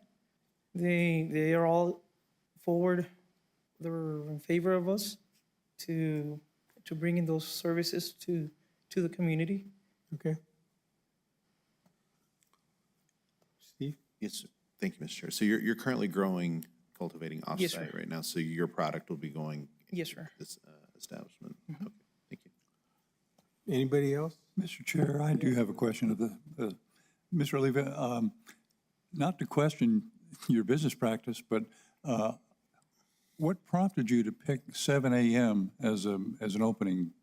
That's for our feed store. Oh. Yeah, that's our feed store. That's where I usually open our store in the morning. Okay. And for the cannabis, it would be around 9, 10 in the morning. Okay, so if we did move for approval, you would not object to having a different time than 7 a.m. as a, okay, all right, thank you very much. Mr. Chair? Yes. Not necessarily a question for our applicant, just some feedback for myself regarding times. It's widely known. There's plenty of studies available out not only here in the U.S. but abroad. The cannabis facilities, like the applicant here is planning on opening. It's not just a cannabis establishment. There's quite a few people out in our community who utilize cannabis as medicinal purposes. And I would personally push back in, restricting the applicant's times any further. You know, they're not in a heavy use area. They're not near schools. They're not near, you know, daycares. They're right off the freeway. You know, I think, you know, their location that was chosen is great for them to, you know, provide the medicinal uses to that particular community. I'm happy to hear the applicant say that he'd like to support and give back to that community. And, you know, providing individuals necessary medication that they need is one of those resources. It's no secret that I myself am in the cannabis industry, and we daily see people stop by every morning to get their medication on a daily basis. And I think that's something that should be offered to that particular community as well. So that's just my comments regarding, you know, restricting times any further. As mentioned, it is already included in the UDC, restrictions on all cannabis establishments, not just retail. That's my comment. Thank you. Mario, do you know, does a cannabis establishment have to have a separate license to sell medicinal cannabis? And they do not need to have a separate license. If somebody wished to simply sell to medicinal and not recreational, that would be, you know, the prerogative of that particular business establishment. But no, sir, there is not an alternative license for one or the other. But it's a different product, isn't it? No. It's not necessarily a different product, Mr. Chair. Individuals who have a medical license are simply allowed to purchase more products at higher percentages than an individual who would be purchasing it recreationally. Having a medical The same rules and same statutes do apply to all cannabis establishments that are retail, which does include, which we've discussed on many other cases, you know, individuals who are permitted in the premises. Again, you got to be 21 years of age or older, and or have a medical license, medicinal license in order to enter if they are under the age of 21. But they would still need to enter with for example, if I'm under the age of 18, I would still have to enter with an adult or my caregiver in order to have access to enter the establishment. But I digress. There's several rules and several laws that must be followed in order to operate. So your recommendation, though, is to leave the hours of operation between 7 a.m. and 9 p.m. is okay? Correct. Okay, thank you. I have a question. Yes, sir.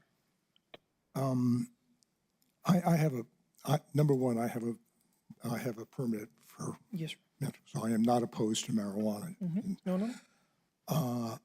The question I have is the precedent, you know, in the code, we have 300 feet. Yes, sir. I understand you've got an existing building that's 200 feet. How much would it cost you to put an addition onto that building to satisfy the 300 feet for the cannabis? Is that a possibility?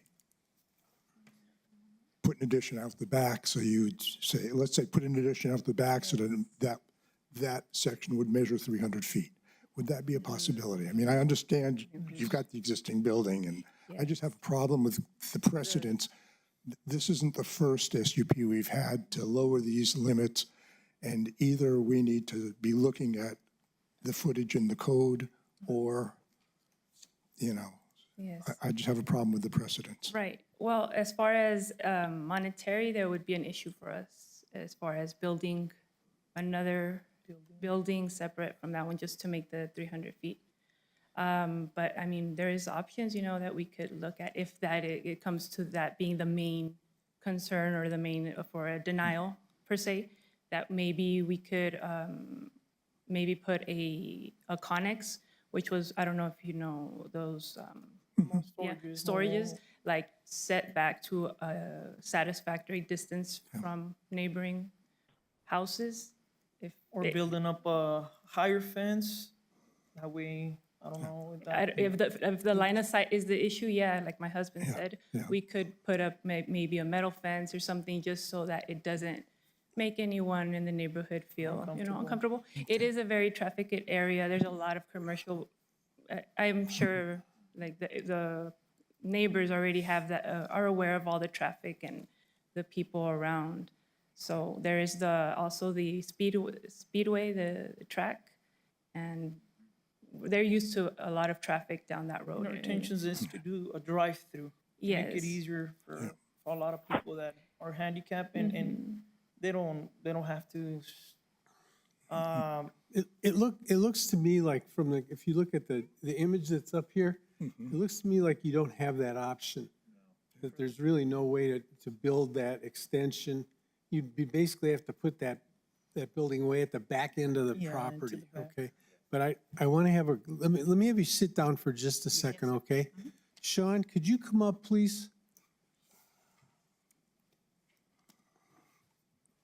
Thank you for attending. It's always nice to see you. Good morning. Please state your name and address for the record. Sean Vick, 845 North Motel Boulevard. Do you affirm the testimony you're about to give today is the truth under penalty of law? Yes, ma'am. Thank you. So wouldn't they be required to put fencing up anyway? Yes, sir. Can you say it a little bit louder? Yes, sir. And what would be what kind of fencing would they have to put up? That's just controlled by a Cannabis Control Division and their requirements. Typically, I think in our UDC, we have it to where it has to be screened, has to be typically around 6 feet, but there's real no guidelines from CCD. Does it have, it wouldn't have to go all the way around the property, No, sir. just somewhere around the building? Correct. That is correct. Yes, sir. Would they have to have a gated entrance? Well, that's where it comes back and forth because it's retail. You technically really don't require fencing around a retail establishment. We don't around Circle K's, Pickwicks, Dollar Generals, anything in that aspect. It's also going to be in conjunction with a feed store. If they wanted to put up fencing for security reasons, that would be more up to them. Okay. Any gate that they would place would have to be approved by a fire code official as well, 20 feet, siren activation, a lot of, it'd probably restrict that property and the location a lot more than just leaving it open and having bars on the doors and such, sir. Okay. Anybody else want to ask Sean? Thank you. Okay, thank you, Mr. So. Chair, Miss- Yes. I just had a couple, just some small comments. We did do amendments. Albert, wait. Do we need to swear him in? Oh. I think so, because it's a new case. Good morning. Please state your name and address for the record. Albert Casillas, 845 North Motel Boulevard. Do you affirm the testimony you're about to give today is the truth under penalty of law? I do. Thank you. Just real quick, the last set of amendments that we did had to do with the production producers, and that's where we came up with the buffering and the fencing requirement. And then, and what's being presented today is just going to be for retail, so there's really not going to be a need for any kind of fencing. But then again, it's up to the P&Z Commission to determine, what's going to be required for the applicant to meet the safety and welfare of the general public. So any conditions can be added by the P&Z. And then just the second point, when we were coming up with the cannabis amendments, when it came to discussing operating hours, I think it was a consensus that we were going to just basically follow the same as what the state allows for alcohol sales. So if you can go in there and buy a beer at 7 a.m., then why can't you buy cannabis? But that also depends. It's different between jurisdictions. There's some jurisdictions that don't have any restrictions for sales. I think a good example might even be where it used to be Otero. I don't know what they have right now, but on the county side, you had something that was only allowed to operate till 12, and then right across the street they were open 24/7. So it just depends on the on the jurisdiction and what kind of restrictions they have. Okay. Mrs. Oliva, if you had anything else to add? You sure? Okay. Anybody else? Questions, comments? I don't think with a special use permit, if we allow them to have that reduced distance, I'm sorry, it doesn't set a precedent for other SUPs, does it? I don't believe, sir. That's why they are here. It's on a case-by-case basis. Exactly. So I just want to make that clear. We're not, yeah. No, it's a good question. Mr. Chair? Yes. Well, it's on a case-by-case basis. Sean's comments were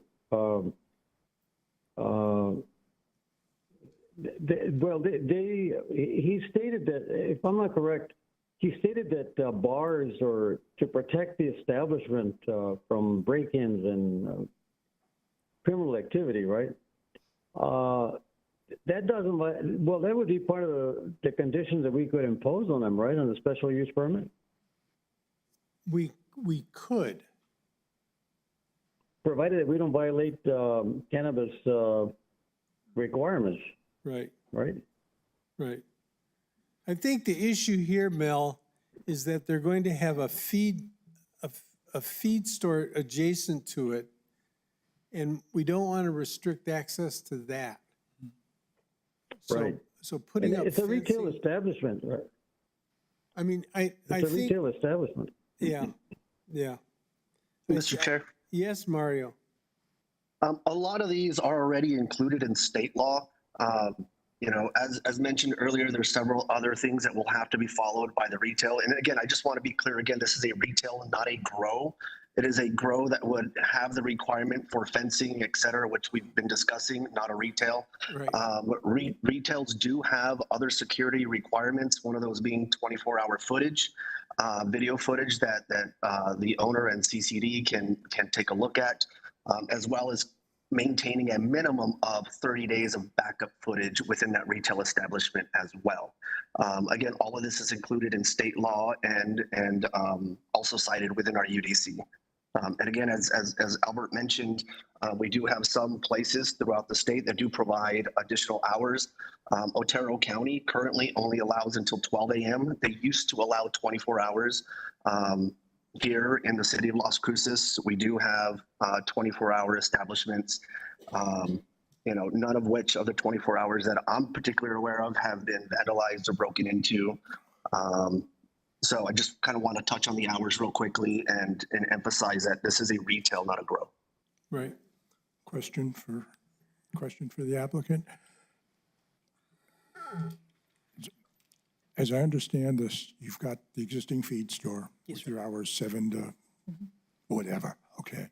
When you set up this retail cannabis section, is there a way to totally screen it and fence it off from the existing feed store, you know, similar to what they do in a grocery store with the liquor hours? Because as Mr. Casillas said, the laws here and the hours sort of go along with what the state law is.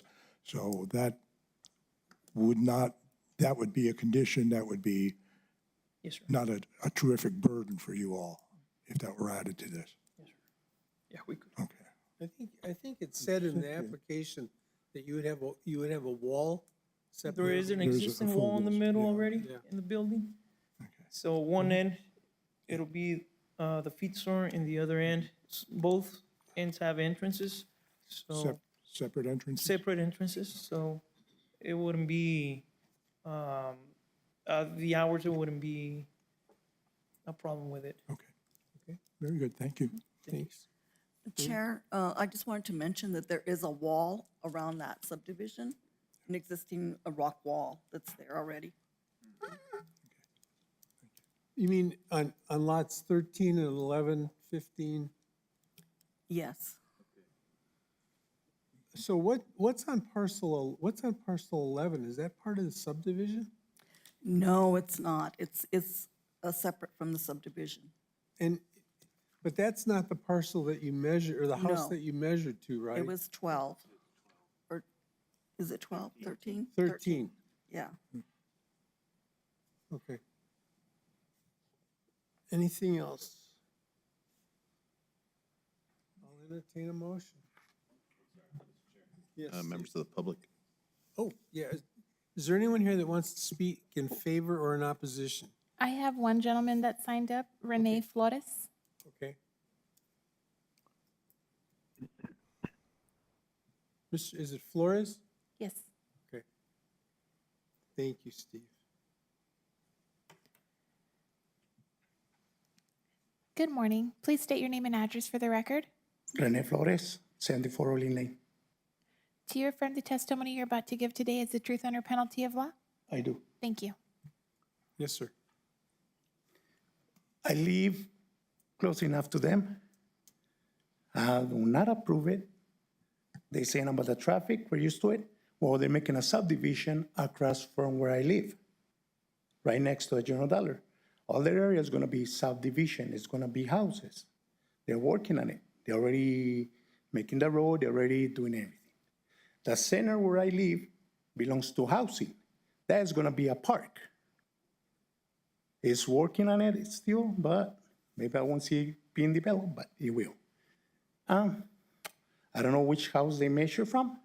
My neighbor that lives right across from them, not where they have the property, she does not want them there. She doesn't agree. I talked to them, I talked to some of my neighbors, they don't want. They didn't show up, I mean, that's fine. He said he talked to all the neighbors, he never talked to me. I don't find about the, I'm not against them. I don't mind them selling the feed. But the cannabis, he says he's a grower, put it on the mesa next to his farm. I mean, that's how I see it. Don't bring it to my town, don't bring it to my neighbor. Okay. Because I don't know if it will affect traffic on my neighborhood. It's already, before it was a gated community.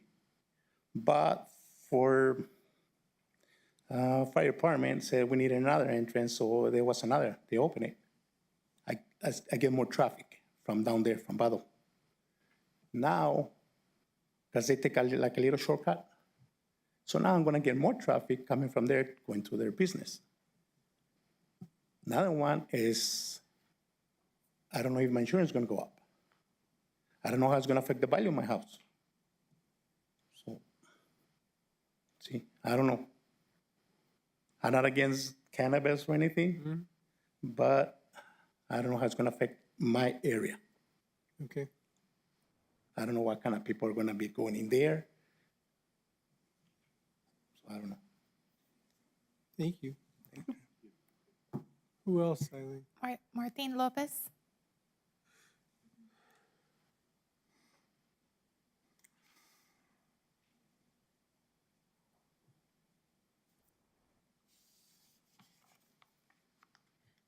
Good morning. Please state your name and address for the Martin record. Lopez, 710 Juan Diego. Do you affirm the testimony you're about to give today is the truth under penalty of law? Yes, ma'am. Thank you. Commissioners, I am Martin Lopez. I'm the general manager of the Lower Rio Grande Public Waterworks Authority. I'm just here to disclose some information. The sewer in that area is actually provided by the county. We do billing on behalf of the county. Water is provided by the authority. We are a borrower from the USDA, and we have to disclose that under federal law, our water cannot be used for that purpose, for production, selling, anything like that. The application that the applicants filled when they requested service had that disclosure on the form. I'm not sure if staff researched that, but we do disclose that to anybody that applies for water service. Can you supply the mercantile, the other half of the building? We don't have an issue with as long as the utilities were on the other side. I'm not against it. Sure. But I just have to enforce our policies and the policies, unfortunately, for the federal government, since we are indebted to them. So does the building, does the building currently have water? It has had commercial service. There's actually 2-meter sites there. Previously, it was a garage, and it's been used for, there was homes located further back in the property. I'm not sure how their plumbing is set up, if it can be separated or not. Again, I'm just here to disclose. So you can't provide water to the cannabis side of the building? That's what you're saying? We can't provide for, any kind of, that's still considered illegal under federal law. Okay, well, that's interesting. Thank you. Thank you. Anyone else? The last gentleman is Gerardo. Mr. Chair. Wait just a second. Go. A second, I'm sorry, sir, could you come back up here? I understand the federal government does not recognize cannabis, okay? Yes, sir. But if there's water going to the building, now, my understanding is that that restriction is for growing and, the agricultural uses, not with the retail sale. Is that Not correct? under the interpretation of our attorney and advisement from our legal folks. So it's anything that potentially illegal under federal law. I'm not a lawyer. I don't know the definitions. Again, just disclose, Yeah, Commissioner. No, I'm just sort of looking for clarification. Yes, sir. Because I see 800 cannabis dispensaries in the city of Las Cruces, and I can't believe that none of them are allowed any water. Yeah, No, I understand. Again, that just advice from our attorney and policy that we enacted, just for our protection also. Because I can't see where there'd be an issue if all they're doing, all they're asking for is just a retail establishment where that would come into effect, that's all. Yeah, understood. And again, I'm just disclosing. Okay. Thank you. I was Yes, just sir. looking for some clarification now. Thank you. Thank you. The final applicant is Gerardo de la Rosa.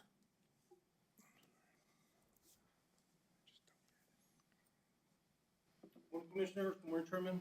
Good morning. Good morning. Please state your name and address for the record. Morning, my name's Gerardo de la Rosa, 109 Highland Road. Do you affirm the testimony you're about to give today is the truth under penalty of law? Yes. Thank you. I'll actually approve of it. I have no problem with it. As a matter of fact, I condone it. The only problem that I have with it is line of sight. It is close to a home. I wish that it was 300 feet away. That's my only concern. I do wish him luck, and I do condone it. I don't see no problem with it. I just, in light of not having water, that's totally crazy. I didn't understand that part. Of course, I'm not a lawyer either, but I've been a lifelong resident of Vado, and I have no problem with it whatsoever. That's all I have to say. It's simple. Thank you. Thank you. Oh, Mel or Mario, did you have questions or comments? Yes, Mr. Chair. Mr. Chair. Go ahead, Mel. Go ahead. Okay, the question I have is this. You have an establishment there that has 2 meters, commercial, right? Okay, now, if you have a restroom in that cannabis establishment, right? How is it that you're going to have a latrine functional, not using the domestic, mutual domestic service, right? Right. Because of federal law. I mean, I don't understand, how is it that you'll be able to meet the minimum requirements for washing your hands and things of this nature? I don't understand that. Mr. Oliva, you want to address that? Well, right at we're thinking of doing the feed store, that's where we have our restroom. So it's just gonna be, But it is as confusing to Yes. us because we would like to wash well, our we hands. can purchase water. If that's the case, we can purchase water and that'll be a way we can do it around. I don't know, I don't really know. Mr. Chair, Yes? if I may, I mean, I think what we have here is, just what we had earlier. A misunderstanding of what this establishment is. It is not a grow. I understood that, federal laws have different prohibitions regarding cannabis. But again, this is a retail establishment. So the waters are not going to be used to grow, cultivate, or produce cannabis in any way, shape, or form. They would be providing water to a retail establishment. I believe it's simply a miscommunication between the legal department, who has failed to cite anything for us here today. We're going off of speculation and conversations. So as far as the water, I'll go back to what Commissioner Zargis also mentioned. We have establishments up and down the Rio Grande, from Hatch all the way down to the southern tip of Sunland Park. None of those retail establishments would be in place if there was restrictions to retail establishments, not grow facilities, but retail establishments utilizing that water. So, Mr. Chair, so the difference is that the requirement is that you cannot use mutual domestic water for production or for any use of the actual cannabis industry, right? But you can have water for washing your hands in the latrine, right? Am I correct? I don't know, Mel. Mr. Chair, maybe I can ask a question that might clear it up. I'm not sure. Mr. Oliva, the restroom in question is not in that section that is involved in cannabis. So anyone who is selling has access to a bathroom if they go outside and they come around and they come in. So they're not using any facility in that water. Is that correct? Yes. Okay, so to me, that answers the question. Yeah. They're not using it. It's a done deal, so. So Charlene, this was your case. Does the cannabis facility have to have, a retail facility have to have its own bathroom? I don't know. I think that's a question for Sean. I believe it has to be 300 feet. That's what our Well, prior meeting, they No, not 300 feet, about a bathroom on the retail employees. side for cannabis is what you're Right, asking. Okay. right. I don't know what the building code requires for that. My understanding in a case like that is if you can be accessed by 300 feet, that means walking, like in a shopping center, for example, all the way around. So to me, that answers that question. Yeah, my understanding is that the restrictions are in the cultivation and such, not in the retail end of it, because I can't see all these dispensaries not having any place for people to wash their hands. Well, I think this is getting a little bit away from the planning and zoning issue. Yeah. Okay. Anybody else have any questions or comments? Chair, I just have a quick comment. I know, Mr. Lopez representing, the water company out there came up here and gave his statement. In the end, it's going to be up to them to whether or not release a ready, willing, and able letter for this facility. And it might even become a civil matter if they don't come to an agreement. So there is other ways of providing water to the retail location, but then again, that would have to meet the sections of the building code applicable to that. So whether or not they get water, I mean, of course, it's better, if they have a direct water being access to the facility, but if not, they can always seek other alternatives. Okay, makes sense. Mr. Chair, I can make a motion if I can, if I'm ready to make a motion if you're willing.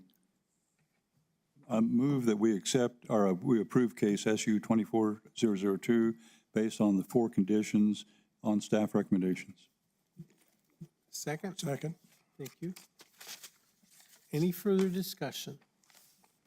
Close it to public comment. Eileen, call the roll, please. Commissioner Zarges, Yes.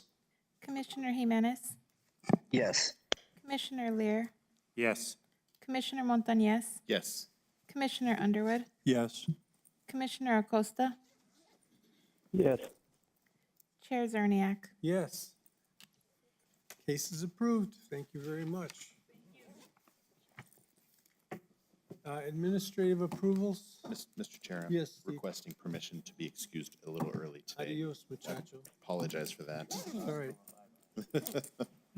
No administrative approvals today. Well, Staff, any staff input? I just wanted to say my apologies for the typos. If you look at the Into the mic, PowerPoints, into the mic. sorry, my apologies for the typos. If you look at the PowerPoints, it's a whole new PowerPoint that we're starting to use. It's part of the rebranding effort that Doña County is undertaking. So basically, all of our documents, they're all going to have the same letterhead and all that stuff. So last night I was just trying to copy and paste everything from my old PowerPoint onto this one, so I knew I was going to have some. I some thought it errors was a on there. protest. I thought you were saying that should be the new logo and you were upset about it. But yes, I mean, you probably, if you tune into the radio, there's going to be some announcements about that effort to rebrand, all of our documents and have, a single logo for the rest of the county, so. Any commission input? I'll entertain a motion to adjourn. So moved. Second. Done.